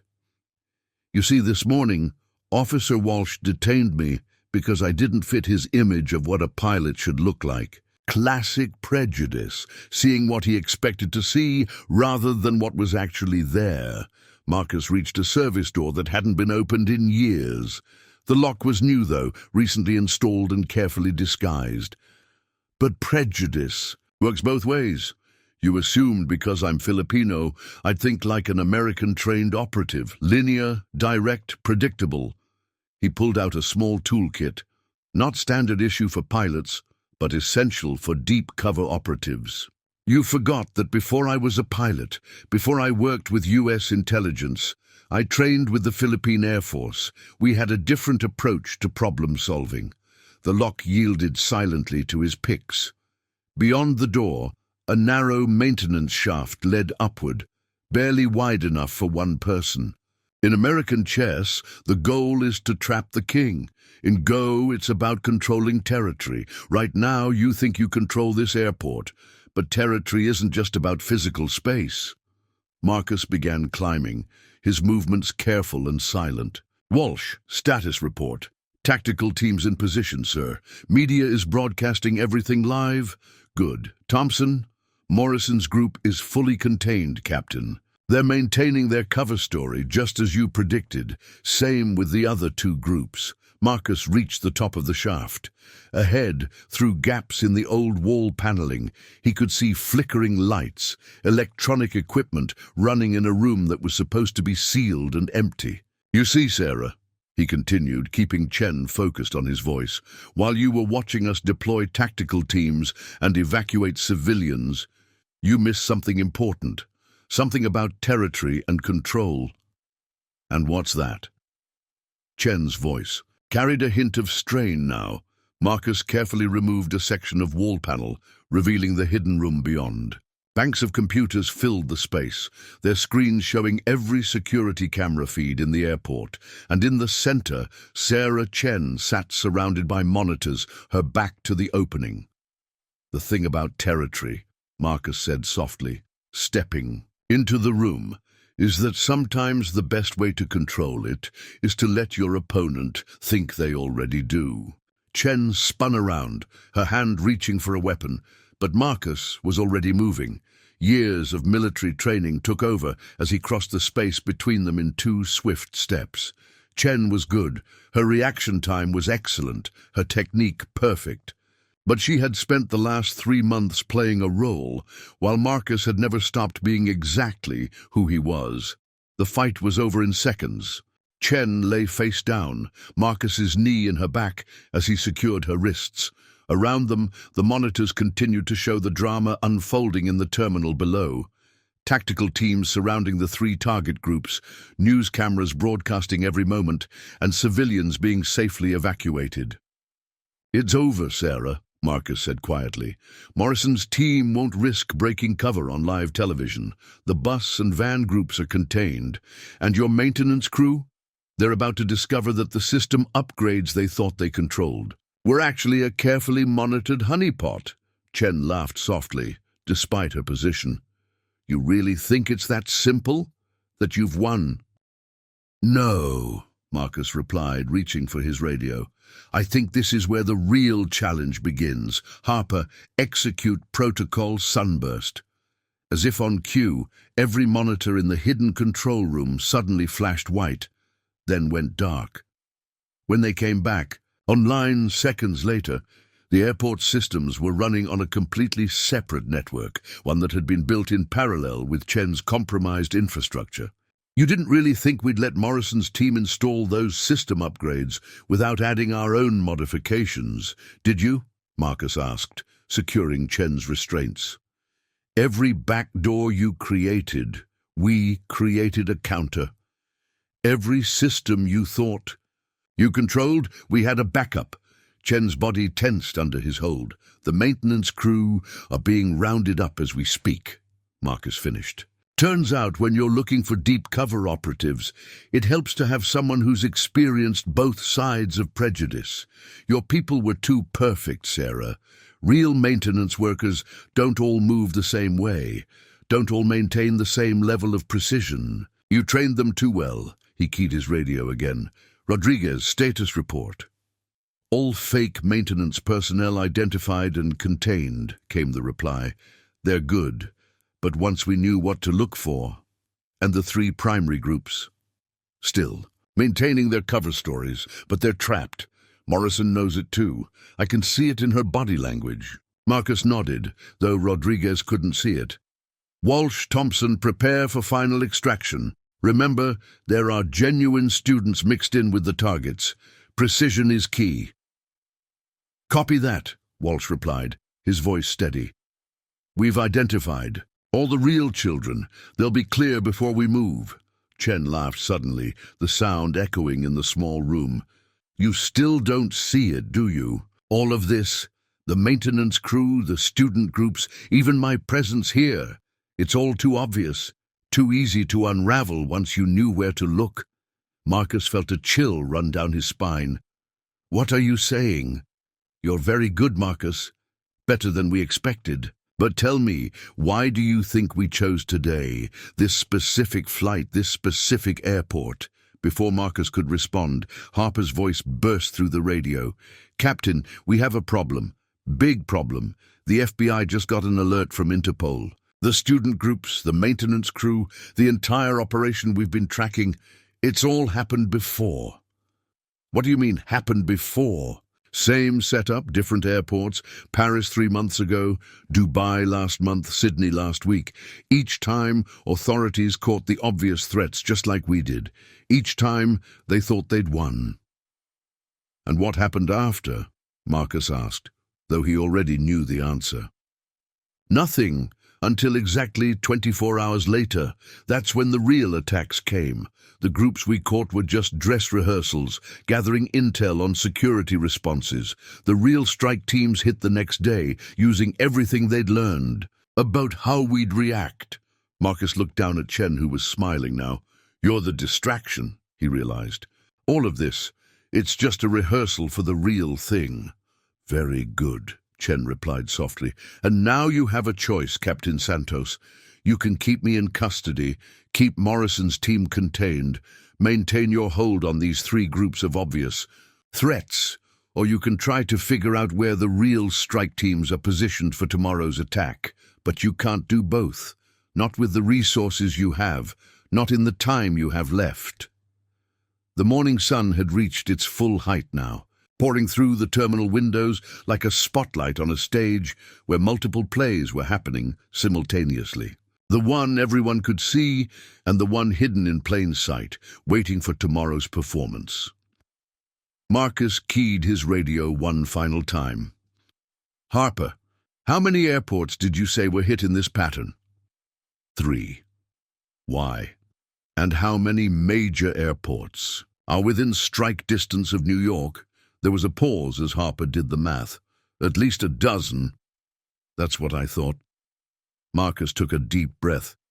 Chen, you were right about one thing. We don't have the resources to handle both today's threats and tomorrow's potential attacks. Not if we tried to do it alone. He reached for his phone, not the secure line he'd been using, but his personal cell. Which is why I'm about to do something nobody in your organization could have predicted. Something that goes against every protocol, every procedure, every standard response you've studied. And what's that? Chen asked, curiosity creeping into her voice despite herself. I'm going to tell the truth. To everyone. Marcus dialed a number. Hello? Yes, this is Captain Marcus Santos. I need to speak to the head of airport security. Yes, at your airport. Which one? All of them. The sun through the windows caught the silver wings on Marcus's pilot uniform, making them flash like signals in the morning light. In less than 24 hours, strike teams would attempt to attack multiple airports simultaneously. But this, in time, they wouldn't be facing isolated security forces trying to maintain secrecy. This time, they'd be facing something much more powerful, the truth and the united response it would create. The next hour unfolded like a carefully choreographed dance across multiple stages. In the hidden control room, Marcus coordinated with airport security chiefs from Boston to Washington, D.C., Philadelphia to Montreal. Each call added another layer to their defensive network, another set of eyes watching for the patterns they now knew to look for. Team 3 reporting. A voice crackled through Marcus's radio. We've identified similar student group bookings at Logan International. Same cover story, same time frame. Richmond International checking in. Another voice joined the channel. We've got maintenance crew applications that match the profile. 3 came in just this morning. Chen remained silent on the floor, but Marcus could feel the tension in her body. This wasn't part of their playbook. The terrorist cell had planned for interagency cooperation, for standard protocols and procedures. But they hadn't planned for complete transparency, for open communication between every potential target. Captain, Harper's voice cut through the radio traffic. Morrison's starting to crack. The media presence, the prolonged exposure, it's wearing them down. Marcus moved to the monitors showing Gate B12. He could see Morrison's group still maintaining their cover, but the strain was showing. One of the fake students was tapping his foot rapidly, a stress tell that no amount of training could completely eliminate. She knows, Marcus said softly. Morrison knows that every minute they maintain their cover story is another minute. We have to prepare for tomorrow, but she can't break character without exposing the entire operation. What's our play? Harper asked. Marcus studied the various security feeds, watching the ripple effects of his calls spread across multiple airports. Security teams were mobilizing, but subtly, without the obvious tactical response that had been expected. No dramatic SWAT deployments, no visible signs of heightened alert that would tip off the real strike teams. We keep them dancing, Marcus decided. The longer they maintain their cover, the more resources they waste. Walsh, Thompson, maintain pressure, but don't force a confrontation. Let them sweat. Copy that, Walsh replied. His voice carried none of the prejudice from earlier that morning. Working together had a way of changing perspectives. Marcus turned his attention back to Chen. You know what amazes me, Sarah? The amount of work you put into this operation. Months of planning, dozens of deep cover operatives, elaborate technological infiltration, all based on the assumption that we'd follow standard operating procedures. And instead, Chen spoke for the first time in several minutes, you threw away the rulebook completely, compromised operational security by broadcasting our methods to every airport in the region. No, Marcus corrected her. I didn't compromise security, I enhanced it. By sharing information openly, by breaking down the walls between agencies and facilities, we've created something you can't infiltrate. A united front. His radio crackled again. Dulles International reporting in. We've located a suspected staging area matching the profile. Request guidance on surveillance protocols. Philadelphia International here. Security sweeps have identified 3 potential strike team members in our maintenance staff, moving to quietly contain. With each report, Marcus could feel Chen's confidence eroding.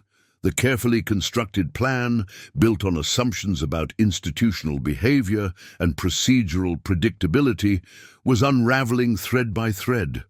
You still haven't won, Chen said, but her voice lacked its earlier certainty. There are contingencies you haven't even... She was cut off by a new voice on the radio. Captain Santos, this is Director Henderson at the FBI. We've just received word from our foreign counterparts. The patterns you identified, they're showing up at airports across Europe and Asia. It's not just a regional operation. It's global, Marcus finished. They were going to hit everywhere at once, using our own predictable responses against us. He looked down at Chen. How many airports in total? Chen remained silent, but her silence was answer enough. The scope of the operation was staggering. Dozens of airports, hundreds of operatives, all coordinated for simultaneous strikes that would have crippled global air travel. Sir, Walsh's voice came through urgently. Morrison's group is moving. I think they're going to try something. Marcus turned to the Gate B12 feed just in time to see Helen Morrison stand up, her perfect teacher facade finally cracking. She knew their chance was slipping away with each passing minute, each new airport added to the communication network. All units, prepare for decisive action, Marcus ordered. But remember, we're not just stopping today's threat. Everything we do, every move we make, has to serve as preparation for tomorrow's attack. The morning sun had reached its zenith, casting no shadows in the terminal below. In its harsh light, the truth was becoming clear to everyone, both the good guys and the bad. This wasn't just about stopping a terrorist attack, it was about changing the way security forces operated, breaking down the barriers that had made them vulnerable in the first place. And it had all started because one Filipino pilot had been judged by his appearance, setting in motion a chain of events that would reshape airport security forever.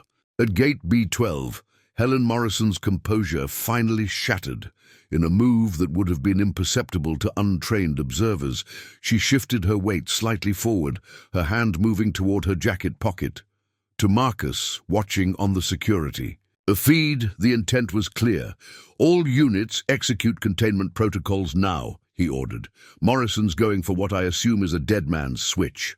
Walsh, Thompson, priority is protecting the civilian students."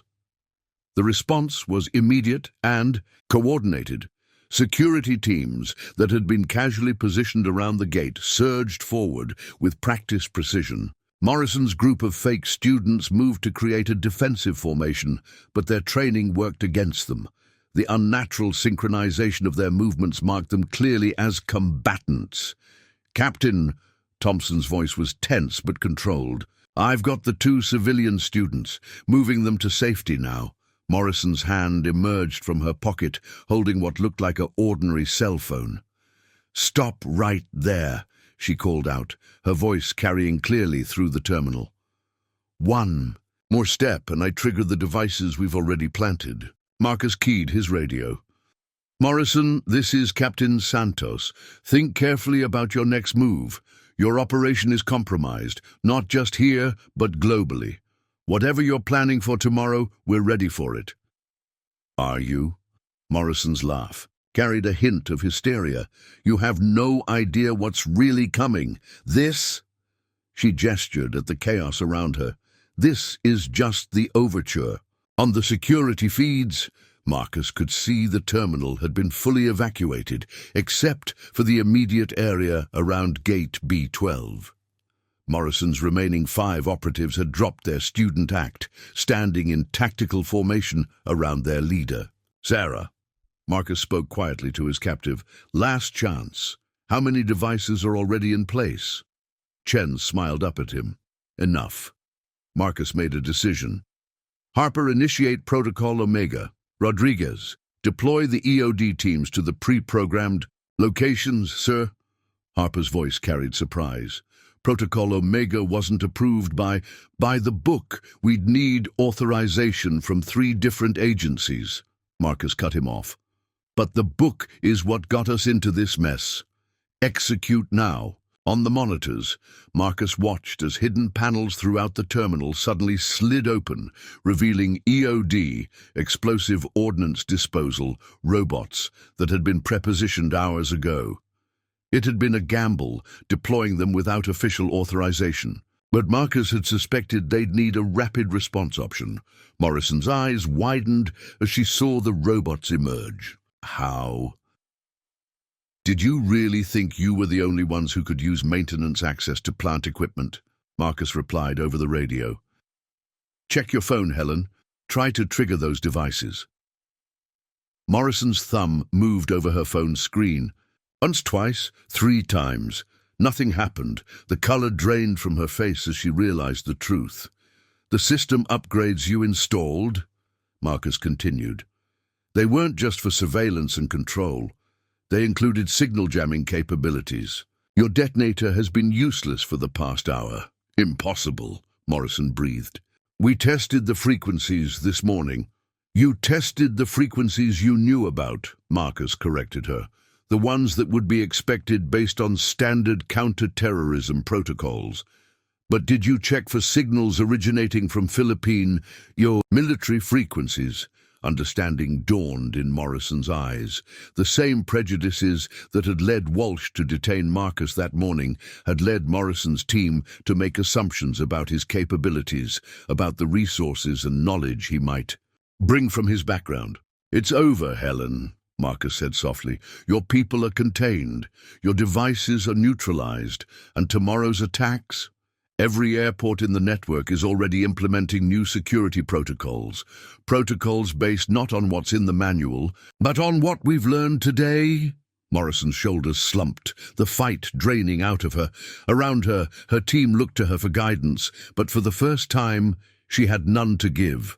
They had trained for every contingency except this one. The complete dismantling of their assumptions about how security forces would react. "Captain?" Walsh's voice came through, carrying a note of respect that hadn't been there 12 hours ago. "We have Morrison and her team in custody. EOD robots are confirming locations of all planted devices. No active detonators found." Marcus nodded, though no one could see it. "Good work, everyone. Maintain security protocols and begin evidence collection. Tomorrow's threats are still out there, but thanks to today, we'll be ready for them." He looked down at Chen, who had remained silent through the final confrontation. "You know what your biggest mistake was, not the planning, not the execution. It was assuming that institutions can't change, that they'll always react the same way. And you proved us wrong," Chen replied quietly, "by doing the one thing bureaucracies never do, adapting in real time, breaking their own rules." The morning sun had begun its descent, casting long shadows through the terminal windows. In its light, teams of investigators were already moving through the airport, gathering evidence, documenting the day's events. But more importantly, they were learning, adapting, preparing for whatever tomorrow might bring. Marcus reached for his radio one final time. "All units, this is Captain Santos. Begin Phase 1 of tomorrow's countermeasures. And remember, the only predictable response is no response at all." The day that had started with prejudice and suspicion was ending with a powerful lesson. Sometimes the best way to fight those who would exploit our weaknesses is to change the very things they expect us to be weak about. For Marcus Santos, it was a lesson he had learned long ago, when he first decided to become a pilot in a world that didn't expect him to succeed. And now, that lesson would help protect airports around the world from those who would do them harm. The interrogation room in JFK's security wing felt smaller than its actual dimensions, its stark white walls and fluorescent lighting creating an atmosphere of clinical intensity. Marcus sat across from Helen Morrison, who had traded her teacher's outfit for standard prison garb. Between them, a metal table held 2 cups of untouched coffee. "You're wondering why I asked to speak with you," Morrison said, breaking the silence that had stretched for several minutes. "I'm wondering why you think there's anything left to say," Marcus replied, his voice neutral. "Your operation is exposed. Your teams are in custody. Tomorrow's attacks are already being prevented." Morrison's lips curved in a slight smile. "Are they? Tell me, Captain Santos, how many airports are in your new communication network?" 37 at last count," Marcus answered, watching her face carefully. "Covering most of North America and expanding to Europe." 37, Morrison repeated, softly. "And how many international airports are there in the world?" Marcus felt a chill run down his spine. Before he could respond, his radio crackled to life. "Captain, this is Harper. We've got movement at Newark." "What kind of movement?" "A school group just checked in for a flight to Chicago. Matches none of the profiles we're watching for." "Everything looks legitimate?" "Too legitimate." Morrison's smile widened slightly. "You see, Marcus, while you were building your network, sharing information, coordinating defenses, did you ever stop to consider that maybe we wanted you to do exactly that?" Marcus stood up abruptly. "Harper, full lockdown at Newark. Now." "Already in progress," Harper replied. But, Captain, we're getting similar reports from airports outside the network, airports we haven't contacted yet. How many? 23 and counting. All reporting school groups or maintenance crews that look perfect on paper. Too perfect. Marcus turned back to Morrison, understanding dawning. The attacks we stopped today, the ones we're preparing for tomorrow, they're not the real operation, are they? They're not even the dress rehearsal. Now you're beginning to understand, Morrison said, leaning forward. Every move you've made, every defense you've prepared, every protocol you've changed, you've been teaching us, showing us exactly how you'll adapt, how you'll respond. And now that knowledge is being used at airports that don't even know they're under observation. Marcus's radio came alive with multiple voices. Dubai International reporting. Suspicious activity. Heathrow security flagging unusual patterns. Singapore Changi detecting anomalous access attempts. You wanted us to create the network, Marcus realized, to show you which airports would cooperate, which ones would adapt quickly, and, more importantly, which ones wouldn't. The best way to understand a system's weaknesses is to watch it try to become strong, Morrison replied. Every airport that joined your network showed us their new protocols, their updated responses. And every airport that didn't became a potential target, Marcus finished. He reached for his radio. Harper, we need to... The lights in the interrogation room suddenly flickered, then went out completely.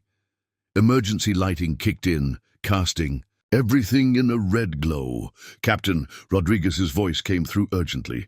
We've lost power to the main terminal. Backup systems are engaging, but what? The new protocols, the ones we implemented this morning, they're not responding. It's like they were never there. Morrison's smile was barely visible in the red emergency lighting. Did you really think Sarah Chen was our only technical expert? That the systems you thought you'd secured were actually clean? Marcus was already moving toward the door. Harper, full evacuation of all terminals. Rodriguez, lock down the airport. No flights. In or out. It's too late, Morrison called after him. The real operation isn't tomorrow. It's already begun. Right now, at every airport that didn't join your network, and even some that did. Marcus burst out of the interrogation room into a corridor filled with red emergency lighting.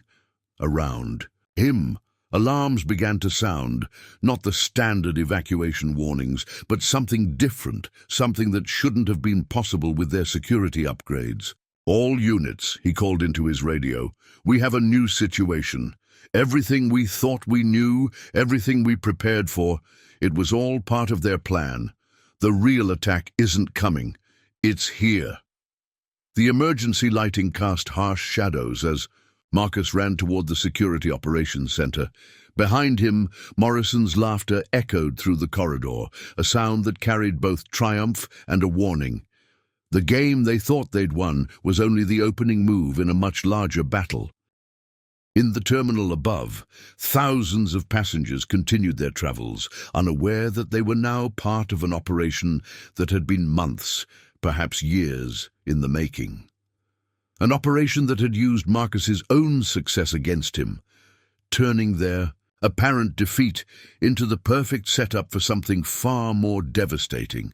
The morning sun that had witnessed their earlier victory was now setting, its fading light a reminder that darkness was coming.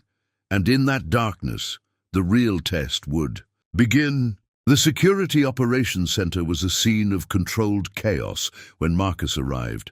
Emergency lighting bathed everything in an eerie red glow as technicians worked frantically at their stations.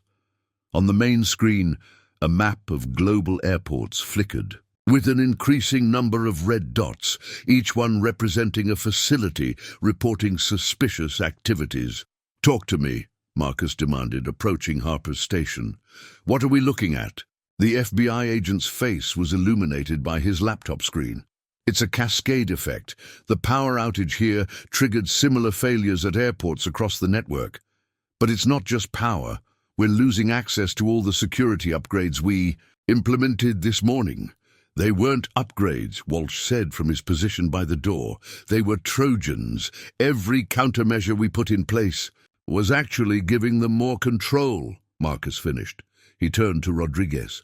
What systems are still secure? Only the originals, she replied, fingers flying over her keyboard. Everything we added today is compromised or non-responsive. But Captain, that's not the worst part. She pulled up a series of security camera feeds on her screen. The images showed various areas of the terminal, all still functioning on backup power, all still full of passengers. But something was wrong with the crowds, subtle patterns in their movement, small clusters forming and dissolving in too perfect synchronization. Those aren't regular passengers, Marcus said, leaning closer to the screen. How many?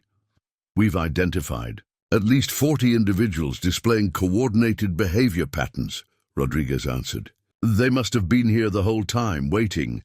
Marcus's mind raced through the implications. The student groups, the maintenance crew, Morrison's team, they weren't just a dress rehearsal or a distraction. They were herding us, making us focus our attention in specific directions, while their real operatives moved into position right under our noses, Harper finished grimly, using our own heightened security as cover. The more we tightened our protocols, the more we helped them blend in. Marcus straightened up. Walsh, Thompson, start coordinating with airport police. I want every available officer doing subtle sweeps of the terminal. Don't tip them off that we've made them. Sir, Walsh replied, already moving. What about evacuation? Not yet. If we trigger an evacuation now, we'll create exactly the kind of chaos they're waiting for. Marcus turned back to the security feeds.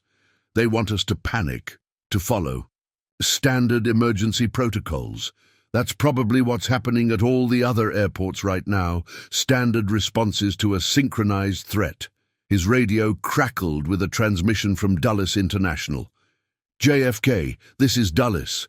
We've lost primary power and security systems, moving to emergency protocols. Similar messages began flooding in from other airports in the network, each one following the expected procedures, each one potentially playing right into the terrorists. Hands? Harper, Marcus said suddenly, bring up the original airport blueprints again. Not the current ones. I want to see everything, including the abandoned sections. What are you thinking? Harper asked, pulling up the files. Morrison said we've been teaching them how we'll respond, showing them our adaptations. But in doing so, they've also taught us something. Marcus studied the old blueprints intently. They expect us to react according to protocols, either standard or adapted. So what happens if we do something completely unauthorized, something that's not in any manual? He turned to Rodriguez. The old pneumatic tube system from the 1960s, is it still physically in place? Yes, but it's been decommissioned for decades. Most of the access points are sealed, but not removed, Marcus finished. And I'm betting it's not on any of the current system maps that were compromised. He keyed his radio. Thompson, what do you see in the crowds? Any pattern to where these groups are positioning themselves? They're spreading out, sir. Thompson replied quietly, establishing coverage of all major exits and choke points, classic containment formation. Marcus nodded. It made sense. Control the crowd's movement, then use that control to maximize whatever effect they were planning. But that strategy relied on knowing all the available routes through the terminal. Rodriguez, get me everything you can about that tube system.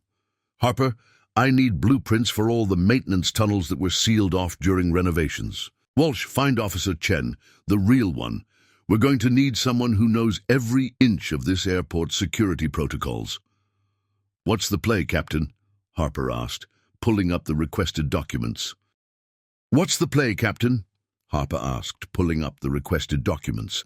They've spent months studying how we operate, learning our procedures, anticipating our responses. But there's one thing they couldn't have prepared for. Marcus allowed himself a small smile. The completely unauthorized actions of a Filipino pilot who's already broken every rule in the book today. The emergency lighting continued to paint the operations center in shades of red as Marcus began outlining his plan.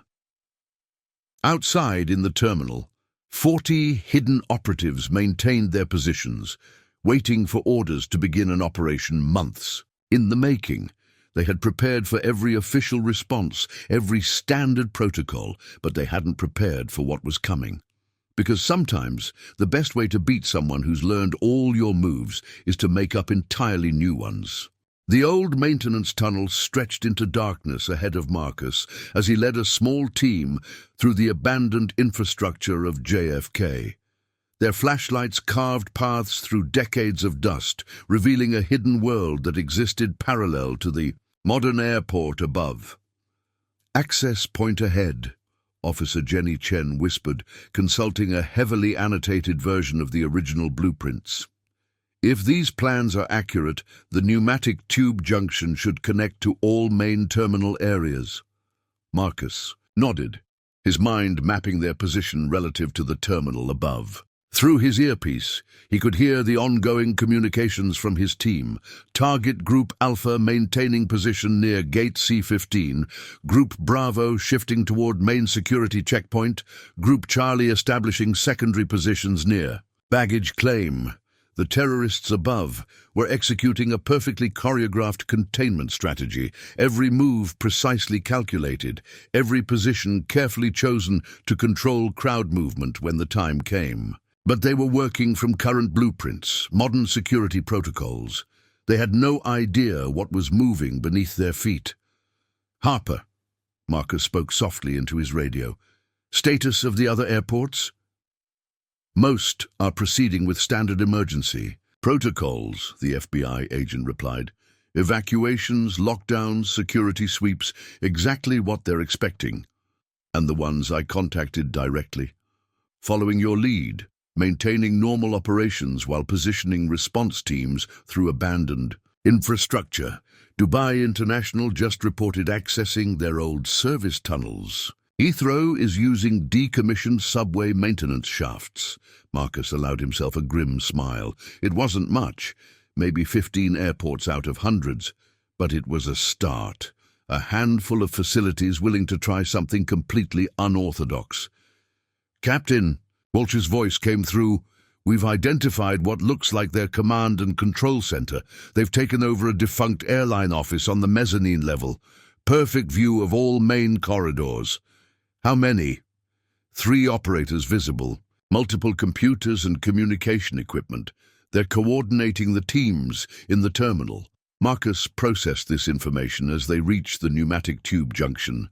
The space was larger than expected, a concrete chamber about 20 feet square, with metal tubes running in multiple directions like some giant industrial octopus. "Chen," he turned to the officer, "how long would it take to get someone from here to the mezzanine level?" She consulted the blueprints again. "Through the tubes, maybe 5 minutes. But Captain, these haven't been maintained in decades. We don't even know if all the connections are still intact." "Only one way to find out." Marcus keyed his radio. "Thompson, what's the status of our package?" "Ready for delivery," came the reply. "Are you sure about this, sir? If we're wrong about the tube connections, then I'll probably get stuck in a 50-year-old mail tube," Marcus finished. "But if we're right, we'll have a direct route to their command center that isn't on any modern blueprint." He turned to his team. "Once I'm in position, Rodriguez will trigger the fire suppression systems in the north terminal. That should draw their attention, make them think we're following predictable protocols. While they're focused on that, you'll come up right under their feet," Walsh finished, "through an access point they don't even know exists." Marcus nodded, then began removing his jacket and radio equipment. The tubes were narrow, designed for mail parcels, not people. He'd need to travel light. "Harper, patch me through to the other airports attempting this approach." His earpiece crackled with multiple connections as airports around the world joined the channel. Each one had found their own forgotten paths, old maintenance tunnels, abandoned subway connections, decommissioned service corridors. Listen, carefully, Marcus instructed. In exactly 45 minutes, Rodriguez will trigger our fire suppression system. That's your signal to begin your own operations. They're expecting coordinated emergency protocols? Let's show them coordinated unorthodoxy instead. He approached the main tube entrance, its metal surface dulled with age. Chen, Walsh, get back to the terminal. Help Thompson maintain surveillance on the target groups. Harper, Rodriguez, be ready with that distraction. If this works, we'll have one shot at their command and control. The tube looked impossibly small in the flashlight beam. Marcus took a deep breath, remembering his early days in the Philippine Air Force, training in confined space navigation. He'd never imagined those skills would be useful in civilian aviation. One more thing, he said into his radio. If I do get stuck, please don't let Officer Walsh be the one to write the incident report. I don't think he'd be able to resist the irony. Walsh's chuckle came through clearly. No promises, Captain, but for what it's worth. I'm glad I was wrong about you this morning. Marcus smiled, then began the awkward process of entering the tube. Above him, 40 terrorists maintained their positions in the terminal, waiting for orders from a command center that thought itself safely hidden. The same prejudices that had led them to underestimate Marcus that morning were about to work against them one final time. Because while they had planned for every official response, every standard protocol, they had never considered that their greatest threat would come crawling through a forgotten mail tube.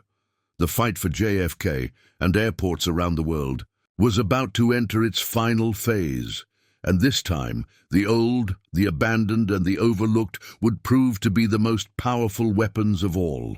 Before Morrison could respond, the entire terminal plunged into darkness. Not just the emergency lighting this time. Everything went black, even the battery-powered systems. In the command center below, screens flickered and died. Harper, Marcus whispered into his earpiece, status of the airport's power grid? Complete shutdown, sir. Just like you ordered. Every circuit, every backup, even the independent systems. Rodriguez? Monitoring from the mobile command unit. Their upload just froze at 89%. Without power, they can't complete the hack. Morrison's voice came back, tight with controlled anger. Congratulations, Captain. You've stopped our upload. But you've also trapped hundreds of civilians in darkness with our armed teams. Was that really your plan? No, Marcus replied calmly. This was. Throughout the terminal, powerful beams of light suddenly cut through the darkness, not from the ceiling or walls, but from the floor, specifically from every old pneumatic, a tube access point that had been sealed decades ago. Did you really think I'd come alone? Marcus asked. While I was keeping you focused on this position, teams of airport police were setting up high-intensity lights below every single one of your groups.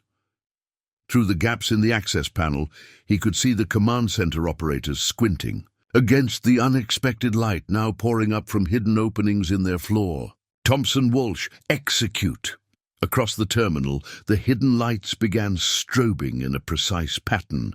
The sudden, rhythmic flashes of intense light created a disorienting effect, especially on people who were trying to maintain tactical positioning.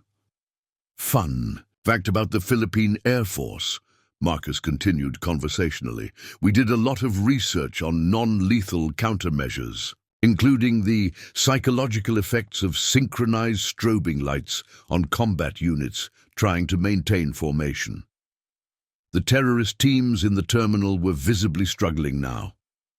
The combination of total darkness and powerful strobing lights from unexpected angles was breaking their carefully maintained positions. Rodriguez signaled the other airports, execute their light plans now.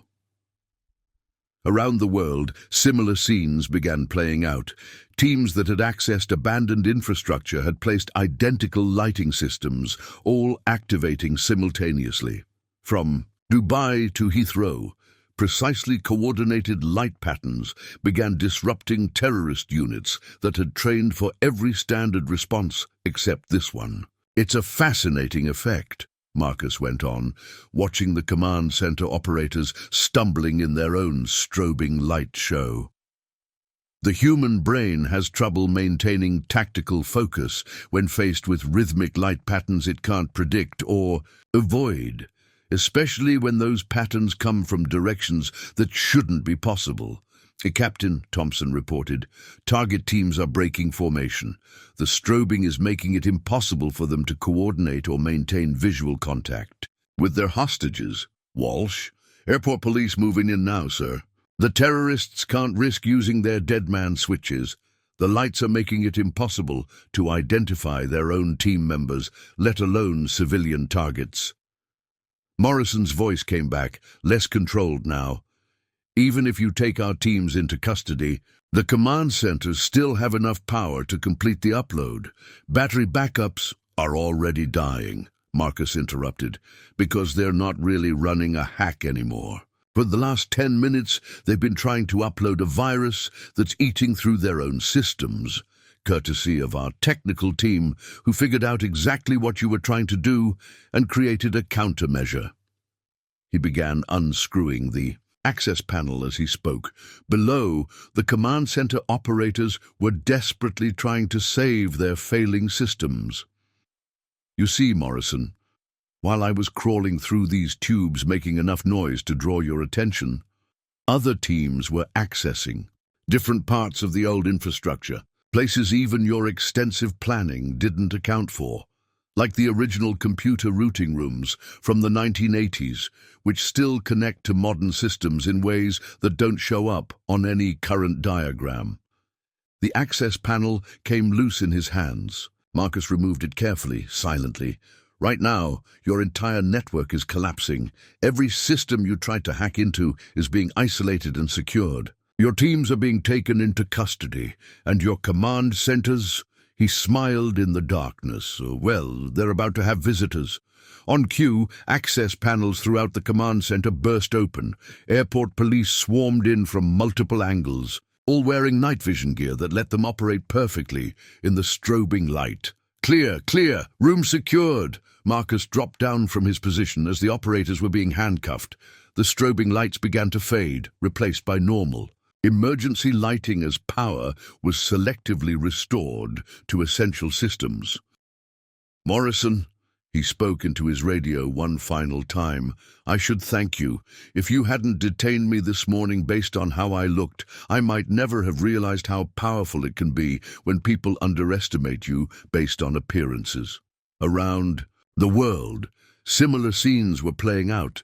Terrorist teams neutralized by unconventional tactics. Command centers breached through forgotten access points. A global attack thwarted not by standard procedures, but by the creative use of abandoned infrastructure and outdated systems.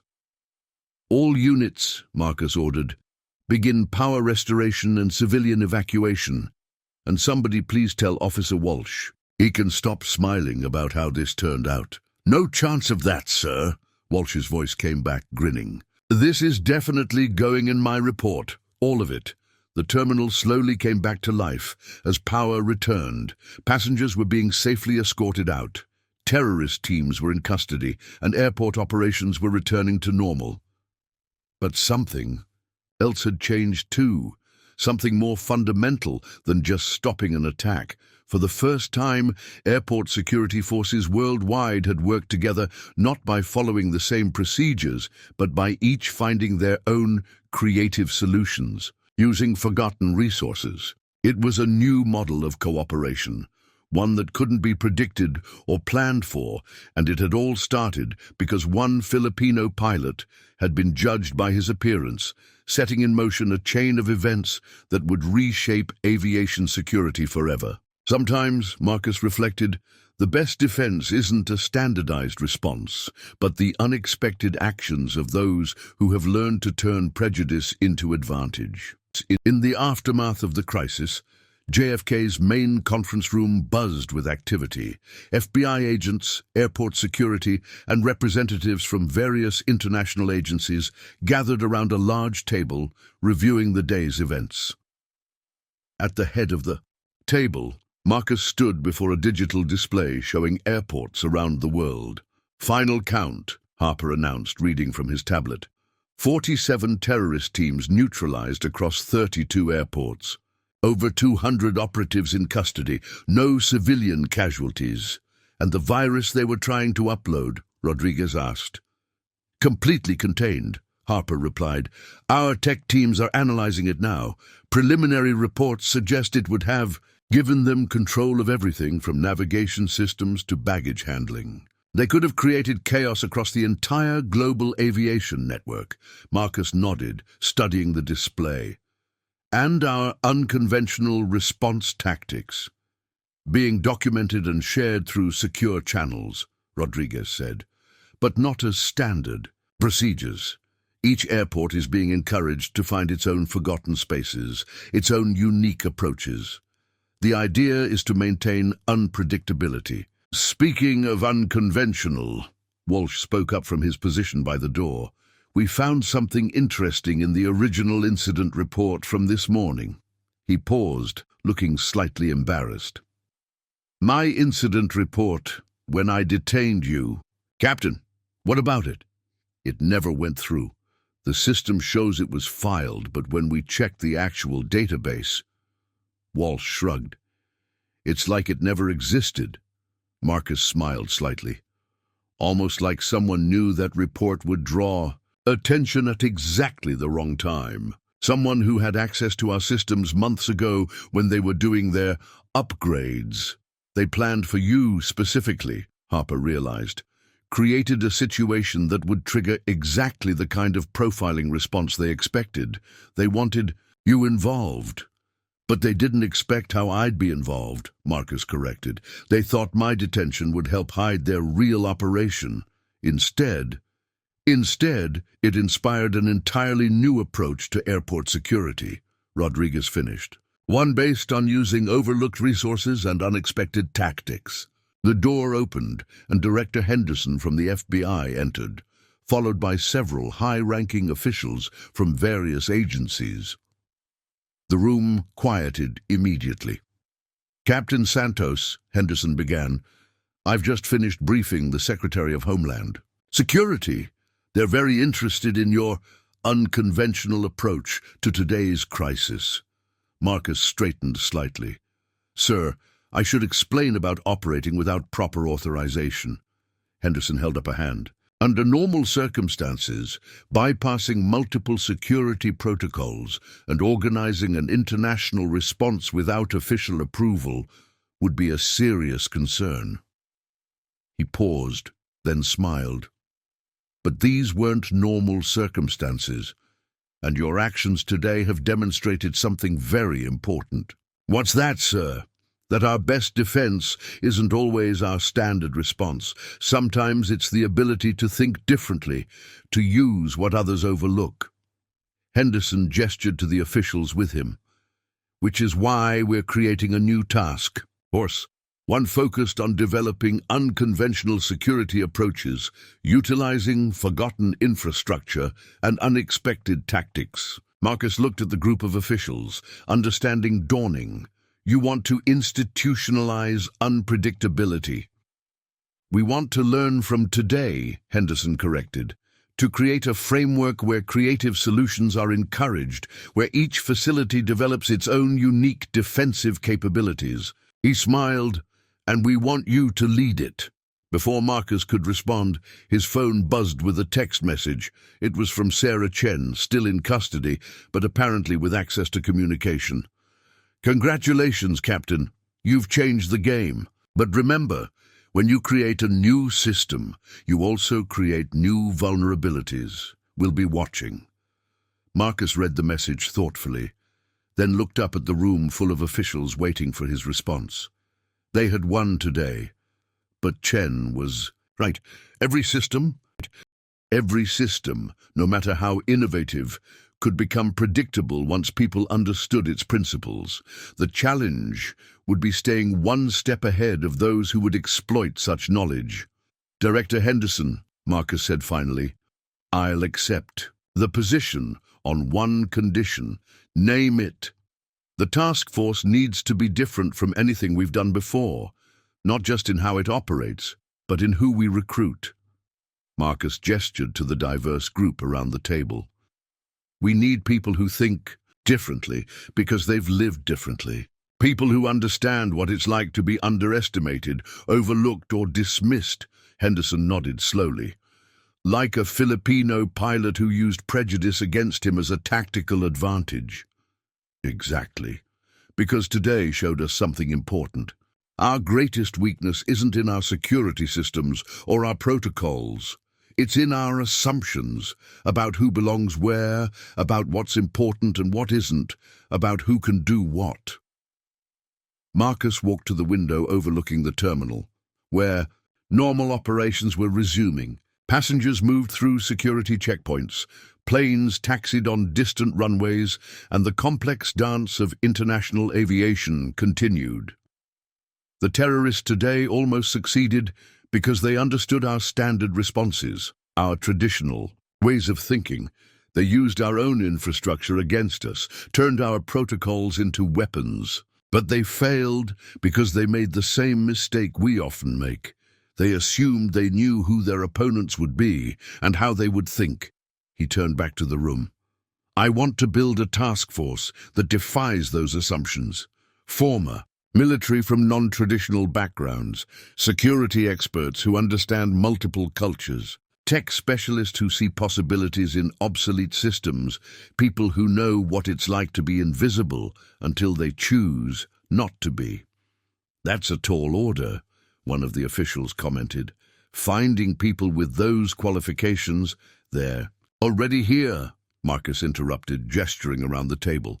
Officer Chen, who knows every inch of this airport's forgotten spaces. Agent Thompson, who can blend into any crowd because people make assumptions about her age and gender. Walsh, he smiled, who learned today that his greatest strength might be admitting when he's wrong. Walsh ducked his head, but his expression showed pride rather than embarrassment. And that's just in one airport, Marcus continued.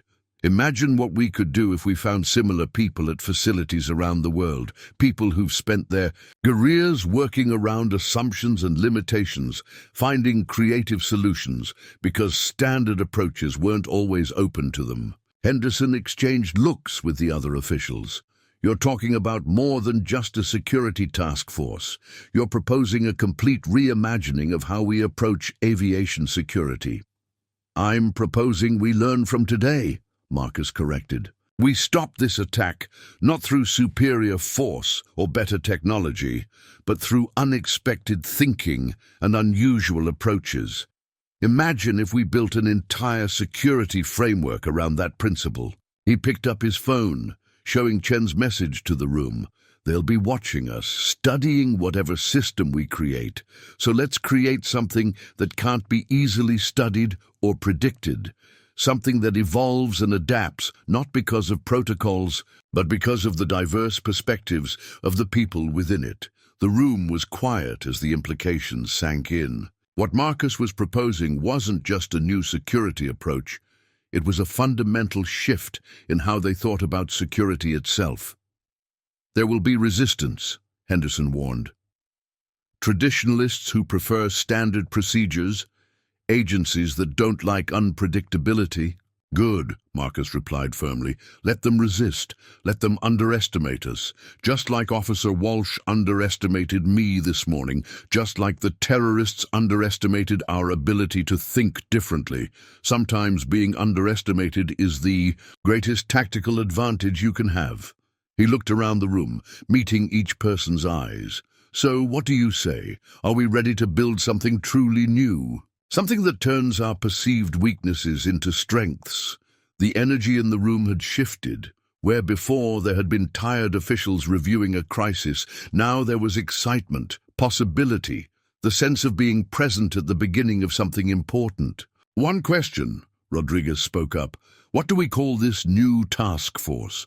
Marcus smiled, remembering something his flight instructor had told him years ago in the Philippine Air Force. In aviation, the most dangerous incidents often come from what we call black swan events, unprecedented situations that no one predicted or prepared for. But what if we could create a team of black swans? People who turn unprecedented thinking into a tactical advantage. He turned to Henderson. That's my proposal, Director. Not just a task force, but a Black Swan initiative, a global network of unconventional thinkers and unexpected operators, ready to protect our airports in ways no one can predict. Henderson looked around the room, seeing the enthusiasm in the faces of those present. Even the most traditional officials seemed caught up in the possibility of what Marcus was proposing. Well, Henderson said finally, I suppose the first unprecedented thing I'll have to do is approve a major security initiative without going through the usual channels. He smiled. The Black Swan Initiative it is. As the room erupted in excited discussion, Marcus's phone buzzed again. Another message from Chen. A team of black swans. Interesting choice, Captain, but remember, even the unexpected becomes expected eventually. Marcus typed back a simple response. Only if you assume you know where to look, and if there's one thing today proved, it's that assumptions are the greatest weakness of all. The sun was setting outside, casting long shadows. Across the terminal, in those shadows, Marcus could almost see the shape of what they were about to build. A security framework as diverse and adaptable as the people who would be part of it. A system designed not to follow patterns, but to break them. The day that had started with prejudice and protocol was ending with a revolution in how they thought about airport security. And somewhere in a holding cell, Sarah Chen was reading his response, perhaps finally understanding that the greatest threat to her organization wasn't superior force or better technology. It was the power of being underestimated, and the strength that comes from turning assumptions into advantages. 3 hours later, Marcus stood in the terminal's observation deck, watching the last rays of sunlight fade from the evening sky. Below, aircraft moved in their choreographed dance of takeoffs and landings, the rhythm of international aviation. Restored after the day's disruption, Walsh approached, carrying 2 cups of coffee. Thought you might need this, sir. It's been a long day. Has it only been a day? Marcus accepted the coffee with a nod of thanks. Feels like a week since you were detaining me at that security checkpoint. About that. Walsh shifted uncomfortably. I never properly apologized. You did your job, Officer Walsh. Maybe not in the best way, but you were trying to protect this airport. That's why I want you on the task force. Walsh looked surprised. Me? But after what I did, exactly because of what you did and what you learned from it. Marcus turned to face him. You had the courage to admit you were wrong, to adapt. You're thinking in the middle of a crisis. That's exactly the kind of flexibility we need. Their conversation was interrupted by Rodriguez, who emerged from the security office with a tablet in hand. Captain, preliminary reports are coming in. From the other airports, you're going to want to see this. The tablet displayed a series of messages from facilities around the world, each describing discoveries made in the aftermath of the crisis. Dubai had found an entire network of unused maintenance tunnels that could serve as emergency response routes. Heathrow had identified dozens of obsolete systems that could be repurposed for security operations. Singapore's teams had already begun mapping forgotten infrastructure that predated their current terminal. It's like you said, Rodriguez. Observed. Every airport has its own forgotten spaces, its own unexpected resources. We just needed a reason to start looking for them, and people who know where to look, Marcus added. He took another sip of coffee, thinking, what's the status of the terrorist teams? All in custody. FBI's handling the interrogations, but she hesitated. Chen's asking to speak with you again. Marcus nodded. He'd been expecting this. Tell them I'll be there in 10 minutes. After Rodriguez left, Walsh spoke up. Sir, do you think we've really changed things, or just forced them to adapt their tactics? Both, Marcus replied honestly. They'll study what happened today, try to figure out how to counter our new approaches. But that's exactly why the Black Swan Initiative has to be different. We're not creating a new standard. We're creating a framework for constant innovation and adaptation. His phone buzzed with a message from Harper. First round of international recruits identified. You were right. Every airport has its overlooked experts, its unexpected innovators. Ready when you are. Marcus smiled, remembering his own journey from Philippine Air Force pilot to commercial aviation to this moment. Every step had been marked by people underestimating him, making assumptions based on how he looked or where he came from. And every step had taught him how to turn those assumptions into advantages. Come on, he said to Walsh. Let's go hear what Chen has to say. Something tells me she's finally realized that studying a system doesn't always mean you understand it. They made their way through the terminal, passing the spots where just hours ago terrorist teams had maintained their positions. Now those same locations were being examined by security teams with new eyes, looking for hidden access points and forgotten infrastructure that could be used in future operations. At every checkpoint, every security station, Marcus could see the change beginning. Officers who had relied solely on standard protocols were now engaging with their surroundings differently, thinking about spaces and systems in new ways. The detention center was quiet when they arrived. Chen sat in the same interrogation room, where Morrison had revealed their true plan hours earlier. But unlike Morrison's confident poise, Chen showed signs of genuine uncertainty. "Captain Santos," she greeted him as he entered, "I've been watching the changes you're implementing. Fascinating approach." "You didn't ask to see me just to compliment our security reforms," Marcus replied, taking a seat across from her. Chen smiled slightly. "No, I wanted to warn you.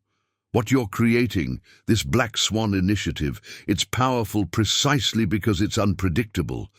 But unpredictability cuts both ways. How can you be sure your own people won't use these forgotten spaces, these overlooked resources, for their own purposes? The same way I'm sure about Walsh here," Marcus gestured to the officer standing by the door. "Because we're not just looking for people who can think differently. We're looking for people who understand why thinking differently matters, people who've experienced firsthand the cost of assumptions and prejudice." He leaned forward. "That's what your organization never understood. You saw our protocols, our infrastructure, our systems as weaknesses to exploit, but you never considered that our greatest strength might be the very people you assumed wouldn't be important." Chen studied him thoughtfully. "Like a Filipino pilot who turned a wrongful detention into a tactical advantage. Like every person who's ever had to find creative solutions because the standard paths were closed to them." Marcus stood. "You said you'll be watching us. Good. Watch carefully. Because what you'll see isn't just a new security system, it's a complete reimagining of who gets to be part of that system and how they can contribute." As they left the detention center, Walsh asked quietly, "Do you think she understood?" Marcus thought about Chen's expression, about the way her confidence had wavered when she realized what they were really building. "I think she's beginning to. And that's the most powerful change of all." The night shift was beginning at JFK, a new generation of security personnel taking their positions, but they moved differently now, saw their surroundings differently. The events of the day had opened their eyes to possibilities they'd never considered before, and somewhere in those evening shadows, the future of aviation security was taking shape, not as a set of rigid protocols, but as a fluid network of innovative thinkers and unexpected defenders. A system designed not to follow patterns, but to break them. A system built by black swans. The next morning dawned clear and bright over JFK International Airport. Marcus stood on the tarmac, watching Flight 271 prepare for departure, the same flight that had been the terrorists' initial target just 24 hours ago. But now, it represented something different, the beginning of a new era in aviation security. "Pre-flight checks complete, Captain," First Officer Rebecca Chen, no relation to Sarah, reported, approaching with the flight manifest. "Passengers are boarding now." Marcus nodded, but his attention was drawn to the activity around the terminal. Teams of security personnel were moving with new purpose, their standard patrols now supplemented by careful attention to areas they would have ignored just a day before. In the distance, he could see Walsh training a group of officers, showing them how to spot behavioral patterns that didn't fit expected norms. "Captain Santos," Rodriguez called out, jogging across the tarmac. "Final briefing before your flight." She handed him a tablet displaying updates from airports around the world. The Black Swan initiative was already taking shape, with facilities from Dubai to Sydney, identifying potential recruits and mapping forgotten infrastructure. But more importantly, they were finding new ways to use existing resources, turning standard security features into unexpected assets. "Director Henderson asked me to show you this," Rodriguez said, swiping to a new screen. It showed Sarah Chen's interrogation from the previous night, after Marcus had left. The terrorist operative was describing how their organization had spent months studying airport security protocols, learning every procedure and response. "We thought we understood everything," Chen was saying in the video. "Every reaction, every protocol, every possible variable, but we never considered—" She paused, shaking her head. "We never considered that our greatest blind spot would be our own assumptions about who could stop us." Marcus handed the tablet back to Rodriguez. "Make sure every member of the initiative sees that. It's not just about finding new ways to protect our airports. It's about understanding why those new ways work." "Already done, sir," Rodriguez smiled. "Oh, and Walsh wanted me to give you this, said it was important." She handed him an envelope. Inside was Walsh's original incident report from the previous morning, retrieved from the system's backup archives. But now it carried a new notation. "Incident report, wrongful detention of Captain Marcus Santos. Additional notes. This report marks the unintentional initiation of the Black Swan initiative. My mistake in judging Captain Santos by appearance, rather than ability, led directly to the prevention of a major terrorist operation and the development of new security protocols. Let this serve as a reminder that our greatest weaknesses can become our greatest strengths when we learn to see beyond our assumptions." Officer Derek Walsh. Marcus tucked the report into his flight bag, touched by Walsh's gesture. The officer had come a long way in 24 hours, from rigid enforcer of protocols to enthusiastic supporter of unconventional thinking. "Time for your flight, sir," Rodriguez reminded him. "Will you be back for the first official Black Swan initiative briefing tomorrow?" "Wouldn't miss it." Marcus glanced at his watch. "Make sure everyone understands we're not creating a new set of protocols. We're creating a new way of thinking about security itself." As he walked toward Flight 271, Marcus's phone buzzed one final time. A message from an unknown number. "The game isn't over, Captain. It's just changing." SC Marcus smiled, typing back, "That's the point, Sarah. The game should always be changing. The question is, who's ready to change with it?" He boarded the aircraft, going through his pre-flight checklist with practiced efficiency. But now each action carried new meaning. Every system he checked, every protocol he followed, represented not just standard procedure, but potential. Potential for innovation, for unexpected use, for turning the ordinary into the extraordinary.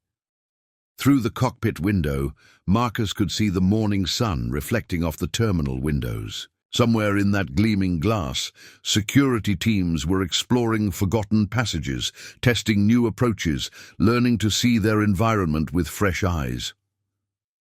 The day before, he had been detained because he didn't look like someone's idea of a pilot. Today, that same prejudice had led to the creation of something revolutionary. a security framework built on the principle that the unexpected, the overlooked, and the underestimated could be the most powerful assets in keeping the skies safe. As Flight 271 began its taxi to the runway, Marcus reflected on how much had changed in just 24 hours. JFK Tower to Flight 271, you are cleared for takeoff on runway 4R, the E. Controller's voice crackled through his headset. Flight 271 to Tower, acknowledged, Marcus responded, guiding the aircraft into position. Beginning takeoff procedure. As the engines spooled up, his mind went back to the morning before, to Walsh's suspicious gaze, to the handcuffs, to the moment when prejudice had inadvertently set in motion a chain of events that would reshape aviation security forever. V1. Rotate, First Officer Chen called out, and Marcus eased back on the controls, lifting the massive aircraft into the morning sky. From this height, JFK looked different. The complex network of terminals, runways, and support buildings took on new meaning. Every structure now held potential, not just for its intended purpose, but for the unexpected ways it could be used to protect the thousands of passengers who passed through each day. His radio crackled again, but this time on a secure channel. Captain Santos, this is Director Henderson. Do you copy? Reading you, Director. What can I do for you? Just wanted to update you on some developments. Our teams have been going through the data recovered from the terrorist operation. It's interesting. Marcus engaged the autopilot, settling in for the conversation. How so? They had detailed files on every major airport security procedures, every protocol, every standard response, every contingency plan. But here's the thing, they also had psychological profiles, not just of security chiefs and administrators, but of every type of officer they expected to encounter. Let me guess, Marcus said, profiles based on assumptions about how people from different backgrounds would think and act? Exactly. They had it all categorized. How Western-trained officers would respond versus Eastern-trained, how different cultural backgrounds would influence decision-making, even how gender and age would affect tactical choices. Marcus smiled slightly, and those profiles led them to underestimate exactly the people who ended up stopping them. More than that, Henderson continued, we found evidence that they've been using these same profiles in operations around the world. Always succeeding because security forces react exactly as expected based on their training and background. Through the cockpit window, Marcus could see the coast of Long Island sliding away beneath them as Flight 271 climbed to cruising altitude. Somewhere down there, the Black Swan Initiative was taking shape, preparing to turn those same prejudices and assumptions into weapons against those who would use them. Captain, First Officer Chen spoke up. We're receiving a transmission from Dubai International. They're requesting to patch through to your secure channel. Marcus nodded. Put them through. A new voice joined the conversation. Captain Amira Al-Rashid, one of the first recruits to the Black Swan Initiative. Captain Santos, greetings from Dubai. I thought you'd want to know. We've just completed our first unconventional response. Drill. How did it go? Better than expected. We used the old Gold Souk tunnels under Terminal 3, passages that haven't been on any official map since the 1960s. Our teams accessed every major section of the terminal without using a single modern security corridor. Any problems? Only one. Amira's smile was audible in her voice. Some of our older security officers couldn't believe they were taking orders from a female captain. At least, until they saw how effective the new approaches were. Marcus chuckled. Prejudice works both ways, doesn't it? Sometimes being underestimated is our greatest advantage. Exactly. By the way, we're already getting requests from other airports in the region.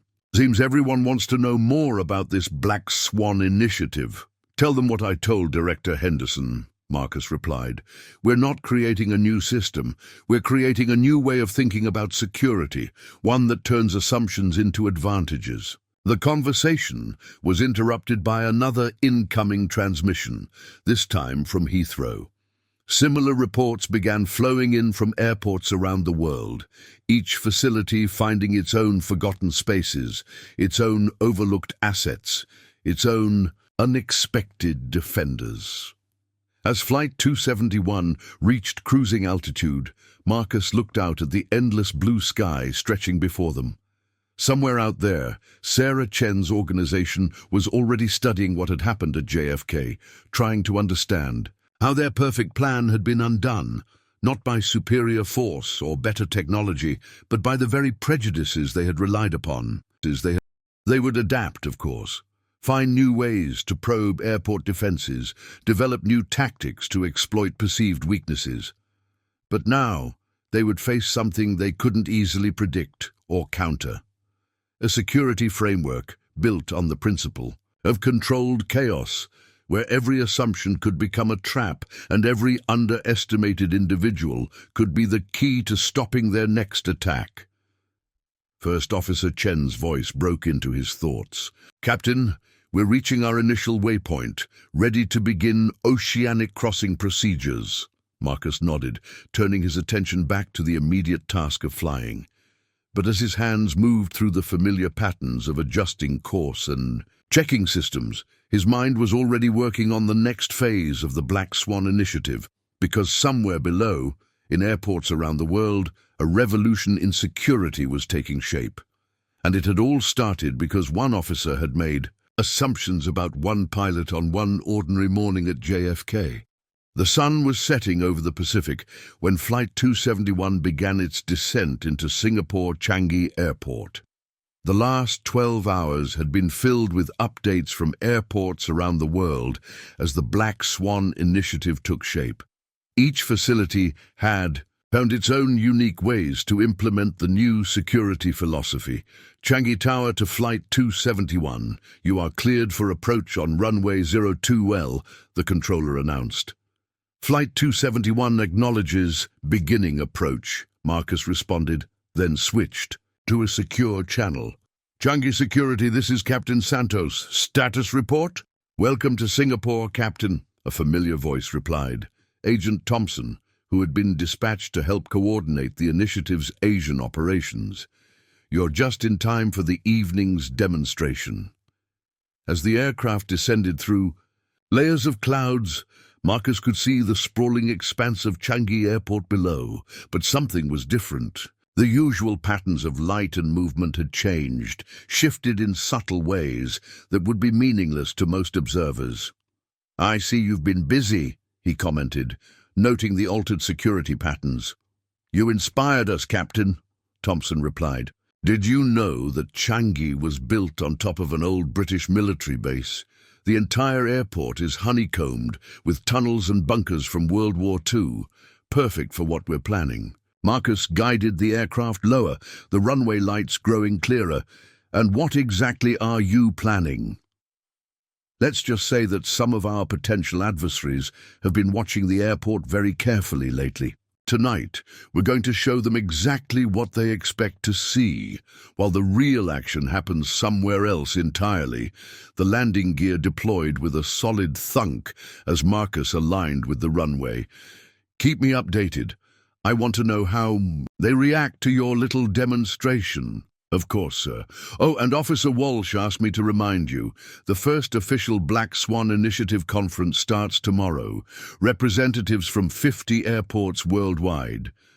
Marcus smiled as he began the final approach. When he'd first proposed the initiative, he'd hoped for maybe a dozen airports to show interest, but the events at JFK had captured the imagination of security forces worldwide.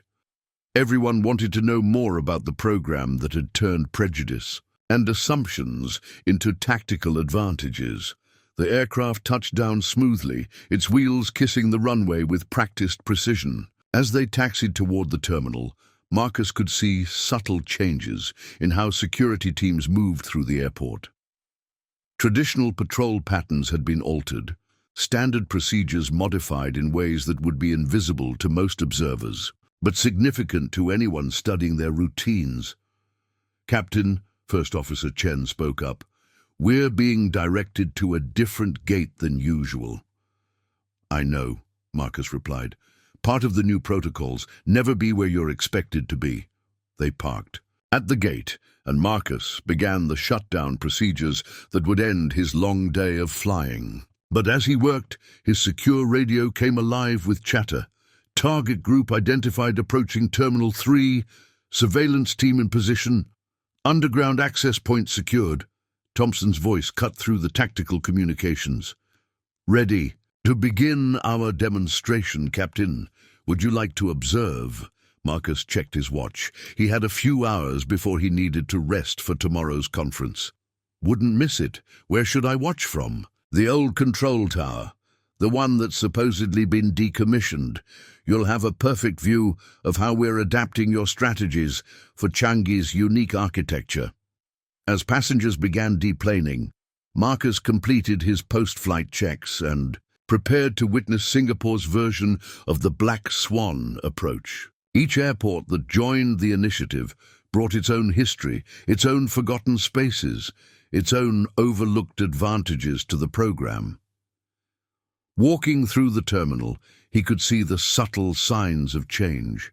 Security officers who once stood out in their uniformity now blended seamlessly with the crowds.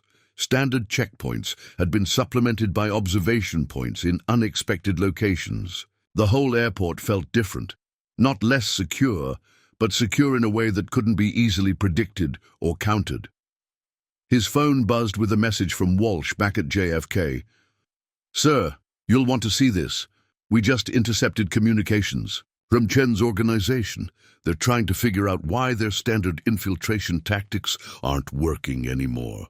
They can't understand why their carefully studied patterns aren't matching what they're seeing. Marcus smiled, typing back, because you can't predict what you don't know to look for. And right now, every airport in the initiative is becoming something new, something that doesn't follow the old patterns. He reached the old control tower just as the evening's demonstration was about to begin. From this height, he could see the careful choreography of security teams moving through the airport, presenting one picture to any watching eyes, while something entirely different unfolded in the shadows and forgotten spaces. Somewhere out there, people who meant harm to the airport were watching, studying, trying to understand the new patterns they were seeing. But they were watching the wrong things, looking in the wrong places, making the same mistake that Officer Walsh had made that morning at JFK, assuming they knew what they were seeing based on what they expected to see. The demonstration began, and Marcus watched as Changi Airport seemed to perform one kind of security dance on its surface, while executing something entirely different in its depths. It was beautiful in its way. A perfect illustration of how assumptions and prejudice could be turned into advantages. His phone buzzed again. Another message, this time from an unknown number. Impressive adaptation, Captain. But remember, every new system can be studied, understood, and eventually defeated. S.C. Marcus typed his response carefully. You're still thinking like someone who believes in perfect systems, Sarah. The Black Swan Initiative isn't about creating a new system. It's about creating a new way of thinking about systems themselves. And that's something you can't defeat, because it's already changing faster than you can study it. As night fell over Singapore, Marcus watched the complex dance of security and deception continue below. Tomorrow would bring the conference, with 50 airports ready to learn how to turn their own forgotten spaces and overlooked personnel into unprecedented assets. But tonight, he would watch as one more facility learned the lesson that had started. At JFK, sometimes the best defense isn't about being stronger or more sophisticated. It's about being something that your opponents don't even know to look for. The Singapore sun was rising over Changi Airport's Terminal 1 as Marcus stood before the assembled representatives of 50 international airports. The conference room buzzed with multiple languages, each facility having sent their most promising candidates for the Black Swan Initiative. 24 hours ago, Marcus began, I was being detained at JFK because I didn't look like someone's idea of what a pilot should be. A ripple of knowing laughter went through the crowd. The story had already become legend in aviation security circles. But that moment of prejudice revealed something important, he continued. It showed us that our greatest weakness in airport security isn't our technology, our protocols, or our infrastructure. It's our assumptions about who belongs where, about how things should work, about what's important and what isn't. He clicked a button, and the screen behind him displayed images from the previous day's events. The terrorist teams being neutralized, the hidden command centers being breached, the forgotten infrastructure being used in unprecedented ways. The Black Swan Initiative isn't about creating new security protocols, Marcus explained. It's about learning to see our airports and ourselves differently. Every facility represented in this room has its own unique history, its own forgotten spaces, its own overlooked advantages. More importantly, each of you brings perspectives and experiences that traditional security thinking hasn't valued. He gestured to the diverse crowd. I see people who've been underestimated because of their age, their gender, their ethnicity. People who've had to find creative solutions because standard approaches weren't always open to them. That's exactly what this initiative needs, because those experiences, those adaptations, are what make you impossible to predict. The screen changed to show live feeds from airports around the world, each one implementing their own version of the new security philosophy. Dubai's old gold souk tunnels being used for rapid response teams. Heathrow's abandoned subway connections, providing invisible access routes. Singapore's colonial-era bunkers, housing cutting-edge surveillance systems. Look at what's already happening, Marcus continued. In just 24 hours, we've begun transforming how we think about airport security. The same organizations that have studied our patterns for years are suddenly finding those patterns unreliable. Why? Because we're not just changing what we do, we're changing who does it and how they think about doing it. His phone buzzed quietly. Another message from Sarah Chen. Beautiful speech, Captain. But you're revealing your strategy to the world. Now everyone knows what to look for. Marcus smiled, typing back, No, Sarah, I'm revealing that there is a strategy. But since each airport will implement it differently, since each team will bring their own unique perspectives and solutions, knowing about it doesn't help you counter it. You can't predict what you don't know to look for. He turned back to the audience. The terrorists we stopped yesterday failed because they made the same mistake many of us have made. They assumed they knew who their opponents would be and how they would think. They studied our protocols, our procedures, our standard responses, but they never considered that their greatest threat would come from the people and places they'd overlooked. The screen changed again, showing Officer Walsh training new recruits at JFK. The officer who had started all this with an act of prejudice was now teaching others how to turn assumptions into tactical advantages. That's our mission now, Marcus declared. Not just to protect our airports, but to transform how we think about security itself. Every facility represented here will develop its own unique approaches, its own unexpected solutions. And together we'll create something that can't be easily studied or countered, because it will never be quite what anyone expects it to be. He looked out at the faces before him.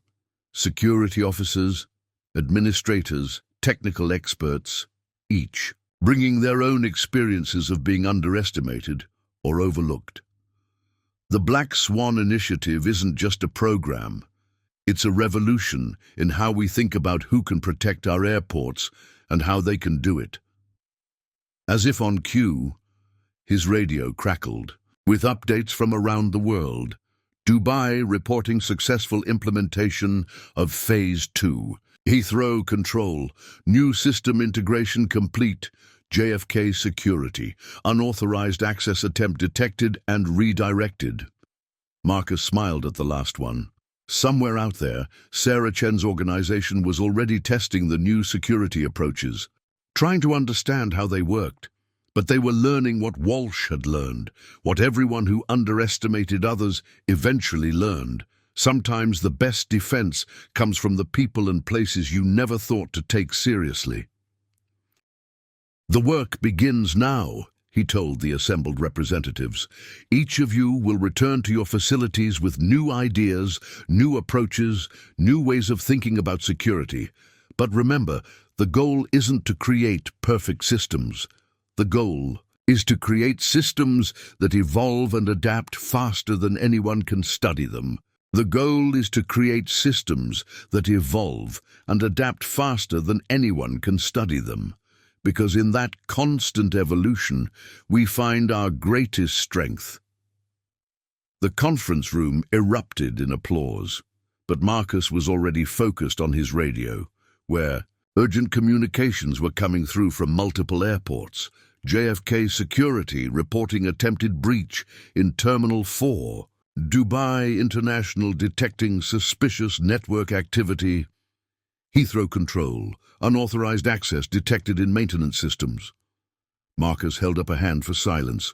"Ladies and gentlemen, it seems we're about to get a practical demonstration. Our friends from yesterday are testing their understanding of our new approaches." He switched channels on his radio. "All facilities, this is Captain Santos. Execute pattern shift protocols." Across the world, airports began implementing their newly developed defensive measures, but each facility did it differently. Dubai's teams disappeared into their ancient tunnels. Heathrow's security forces shifted like ghosts through abandoned subway connections, and JFK's personnel melted away into spaces that didn't exist on any modern blueprint. "Sir," Walsh's voice came through from New York, "they're trying to replicate what worked yesterday, using our own infrastructure against us, targeting command and control systems." But finding that nothing is quite where they expect it to be, Marcus finished. "How many attempts so far?" 17 and counting. They're getting frustrated. Their intelligence doesn't match what they're seeing on the ground. Marcus turned to the conference attendees who were watching the situation unfold on the main screen. "This is the Black Swan Initiative in action, every facility responding differently, every team using their unique resources and perspectives. There's no pattern to study, no standard response to predict." His phone buzzed with another message. From Chen. "Clever, Captain, very clever, but chaos isn't a sustainable defense strategy." "It's not chaos," he typed back. "It's controlled unpredictability. Each facility is executing precisely planned responses. They're just not the responses you expected or can easily counter." The radio crackled again. "Dubai reporting all intrusion attempts neutralized. Perpetrators redirected to pre-prepared. Containment zones. Heathrow security. Unauthorized access attempts contained. Primary systems secure. JFK confirming successful defense protocols. No breaches detected." Marcus addressed the conference again. "What you're witnessing is the future of aviation security. Not because it's more sophisticated or technologically advanced, but because it's fundamentally unpredictable. Each facility using its own unique combination of forgotten spaces, overlooked resources, and unexpected defenders." He clicked through slides showing real-time updates from airports around the world. Each one had adapted the basic principles of the Black Swan Initiative in their own way, creating defensive systems that couldn't be easily studied or countered. "The best part," Marcus continued, "every time they try to understand our new approaches, we learn from their attempts. Each probe reveals something about their methods, their assumptions, their way of thinking, and we adapt accordingly." His radio came alive with Thompson's voice from JFK. "Captain, you're going to want to see this. We just intercepted communications from their tactical teams. They're pulling back, canceling operations worldwide. Why? According to their communications, and I quote, target facilities no longer conform to established analysis parameters, unable to formulate effective countermeasures due to inconsistent response patterns. A chuckle went through the conference room. In less than 24 hours, the Black Swan Initiative had accomplished what years of traditional security measures couldn't. It had made airports too unpredictable to target effectively. Marcus's phone buzzed one final time. Chen again. You've changed the game entirely, haven't you? It's not just about security anymore. It's about making every airport a unique puzzle that has to be solved differently each time. Now you're understanding, he typed back. And the best part? The puzzles keep changing. Because every person we overlooked, every space we forgot, every resource we ignored, they all become new pieces that can be used in ways no one expects. He turned back to the conference attendees, who were still watching the global security feeds with fascination. This is just the beginning, he told them. Each of you will return to your facilities with these basic principles, but how you implement them, how you use your unique resources and perspectives, that's up to you. The sun had fully risen over Changi Airport now, its light reflecting off the glass and steel of one of the world's most modern aviation facilities. But within those modern structures, ancient tunnels and forgotten spaces were being rediscovered. Overlooked personnel were finding new ways to use their unique perspectives, and a new kind of security was taking shape. One based not on strength or sophistication, but on the power of being perpetually unexpected. Remember, Marcus concluded, the best defense isn't always the most obvious one. Sometimes it's the one no one sees coming, because they never thought to look for it in the first place. 6 months later, Marcus stood in JFK's renovated Security Operations Center, watching feeds from airports around the world. The Black Swan Initiative had grown beyond anything he had initially imagined, with over 200 facilities now participating in the program. Latest statistics, sir, Rodriguez reported, handing him a tablet. Attempted security breaches down 78% worldwide. Unauthorized access attempts reduced by 92%, and 0 successful penetrations of initiative-protected facilities. Marcus scrolled through the data, noting how each airport had developed its own unique security signature. Dubai had turned its ancient tunnels into a complex defensive maze. Heathrow's abandoned subway systems had become an invisible transport network for rapid response teams. And Singapore's colonial bunkers now housed some of the most sophisticated surveillance systems in the world. What about our friends from Chen's organization, he asked. Practically given up on initiative facilities, Walsh replied from his new position as Deputy Director of Unconventional Security. According to our intelligence, they've classified Black Swan airports as tactically unpredictable and strategically unsuitable for standard operations. Marcus smiled, remembering his last message from Sarah Chen 3 months ago. You haven't just changed how airports defend themselves, Captain. You've changed how we have to think about attacking them, and that's a much more significant victory. His radio crackled with a familiar voice. Thompson, now heading the initiative's training program. Captain, the new recruit class is ready for your address. On my way, he responded, then turned to Walsh. Coming to watch? Walsh grinned. Wouldn't miss it. Still can't believe that my biggest mistake led to all this. They made their way to the training facility, passing through sections of the terminal that looked normal to casual observers, but had been subtly modified for security purposes.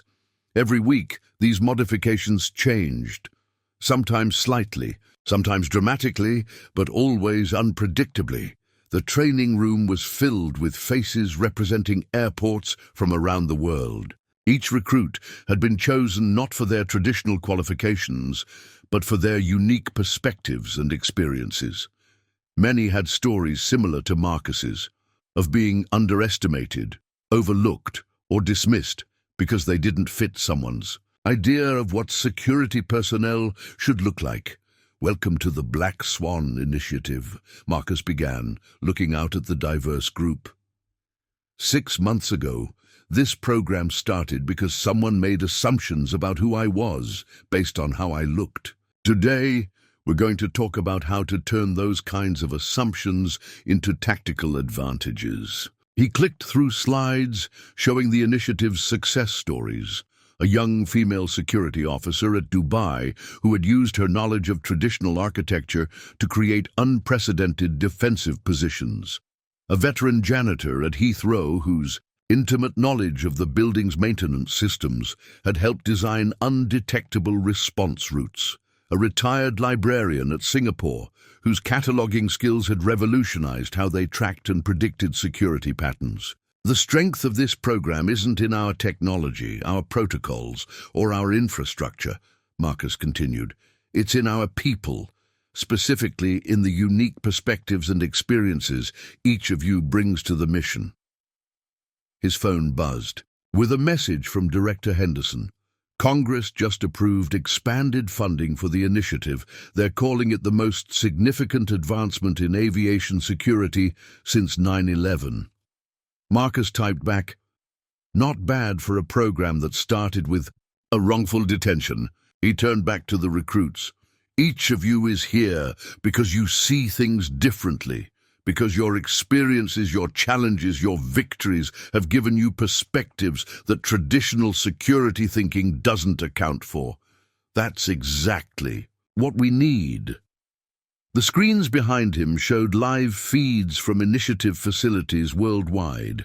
Each airport had its own rhythm, its own patterns, its own ways of using forgotten spaces and overlooked resources. But all shared one common principle: constant unpredictable adaptation. Our adversaries spent years studying how airports defend themselves, Marcus explained. They learned our protocols, our procedures, our standard responses. But they could only do that because we were predictable, because we always did things the same way, used the same approaches, relied on the same types of people. He clicked to a new slide, showing the dramatic drop in security incidents since the initiative began. Now, they can't study us effectively because we're never quite the same from one day to the next. Each facility evolves differently, adapts, uniquely, uses its resources in ways that can't be easily predicted or countered. Walsh stepped forward, addressing the recruits. 6 months ago, I detained Captain Santos because he didn't fit my idea of what a pilot should look like. That act of prejudice could have been just another sad example of bias in our profession. Instead, it became the catalyst for a revolution in how we think about security. Marcus nodded. That's the real power of the Black Swan Initiative. We're not just changing how airports protect themselves, we're changing who gets to be part of that protection and how they contribute to it. His radio crackled with updates from around the world. Dubai implementing Phase 3 modifications. Heathrow shifting to alternate response patterns. Singapore activating new defensive configurations. Each facility moving differently, adapting uniquely, evolving in ways that couldn't be easily studied or understood. And at the heart of it all, people who had once been overlooked or underestimated were becoming the architects of a new kind of security, one based not on strength or sophistication, but on the power of perpetual unpredictability. The morning sun streamed through the training room windows, casting long shadows across the faces of the new recruits. In those shadows, Marcus could see the future of aviation security taking shape, not as a set of rigid protocols or standard responses, but as a constantly evolving network of innovative thinkers and unexpected defenders. And it had all started because one officer had made assumptions about one pilot on one ordinary morning at JFK. The afternoon sun cast long shadows across JFK's Terminal 4 as Marcus prepared for his flight to Manila. 1 year had passed since the day Officer Walsh had detained him, since prejudice and assumption had inadvertently sparked a revolution in aviation security. "Final briefing before your departure, sir," Rodriguez said, falling into step beside him. The Black Swan Initiative just welcomed its 300th member facility. Airports in South America are showing particular interest after the success in São Paulo. Marcus nodded. remembering how the Brazilian airport had used its complex tunnel system from the 1950s to thwart a sophisticated cyber attack last month. Any word from our old friends, Chen's organization? According to intelligence, they've completely abandoned operations against initiative facilities. Apparently, they've classified us as tactically incomprehensible. Rodriguez smiled. I think that's a compliment. They reached the security checkpoint, the same one where everything had started a year ago. Walsh was there, now supervising, a new class of officers being trained in the initiative's unconventional observation techniques. Captain Santos, Walsh greeted him with a grin. Care to help demonstrate proper profiling procedures? Very funny, Marcus replied, but he was smiling. 2. The moment that could have been a source of bitterness had instead become something of a running joke between them, and a powerful teaching tool for new recruits. His phone buzzed with a message from Director Henderson. Congress just approved the initiative's expansion to surface transportation hubs. They want to apply our principles to train stations, bus terminals, even shipping ports. Tell them we'll need to adapt the approach, Marcus typed back. Each type of facility will need its own unique version of the program. No standardization. That's what makes it work. As if to emphasize his point, his radio crackled with updates from around the world. Dubai utilizing new subsurface response routes. Heathrow implementing random pattern shift delta. Singapore activating Ghost Protocol in Terminal 3. Each facility moving to its own rhythm, evolving in its own way, turning its unique characteristics into unprecedented security advantages. The same approach that had started with forgotten mail tubes and abandoned tunnels had grown into a global network of unpredictable defenses. Time for your flight, sir, Rodriguez reminded him. But you might want to see this first. She handed him a tablet showing news headlines from around the world. Aviation Security Revolution, How Diversity Changed Airport Defense. Black Swan Initiative, Turning Prejudice into Protection. Global Security Experts Praise Unconventional. Airport Defense Program. But it was the last item that caught his attention, a small note about a security conference in Geneva where Sarah Chen, speaking from custody, had addressed international law enforcement experts. We spent years studying airport security, she was quoted as saying, learning every protocol, every procedure, every standard response. We thought we understood everything about how these facilities could be defended. But the Black Swan Initiative showed us our biggest blind spot. We assumed we knew who our opponents would be and how they would think. That assumption proved to be our greatest weakness. Marcus handed the tablet back to Rodriguez. Make sure every new recruit sees that. It's not just about changing how we protect airports. It's about changing how we think about who can protect them. He reached the gate where his flight to Manila was boarding. First Officer Chen, still no relation to Sarah, was already doing the pre-flight checks. But before he could board, Walsh called out, Captain Santos, one more thing. The security officer jogged up holding an envelope. Found this in the archives. Thought you might want it. Inside was Walsh's original incident report from that fateful morning, now marked with a special notation. This document marks the unintentional beginning of the Black Swan Initiative, a reminder that our greatest mistakes can lead to our most important innovations. Let it serve as proof that sometimes the best defense comes from the people and places we least expect. Marcus tucked the report into his flight bag, touched by the gesture. Keep up the good work, Officer Walsh. And remember, never judge a pilot by his appearance, Walsh finished with a grin. Trust me, that's one lesson I'll never forget. As Flight 271 lifted off from JFK, Marcus could see the sprawling airport below, a complex network of terminals, runways, and support buildings that had become the birthplace of a security revolution. In the year since his detention, the Black Swan Initiative had transformed not just how airports protected themselves, but who got to be part of that protection. threat of that. The sun was setting as Flight 271 reached cruising altitude, casting brilliant colors across the sky. Somewhere below, the future of aviation security was taking shape, not as a set of standard protocols or rigid procedures, but as a constantly evolving network of unexpected defenders and unpredictable defenses. A future that had begun with a simple act of prejudice and had grown into a revolution in how we think about protection.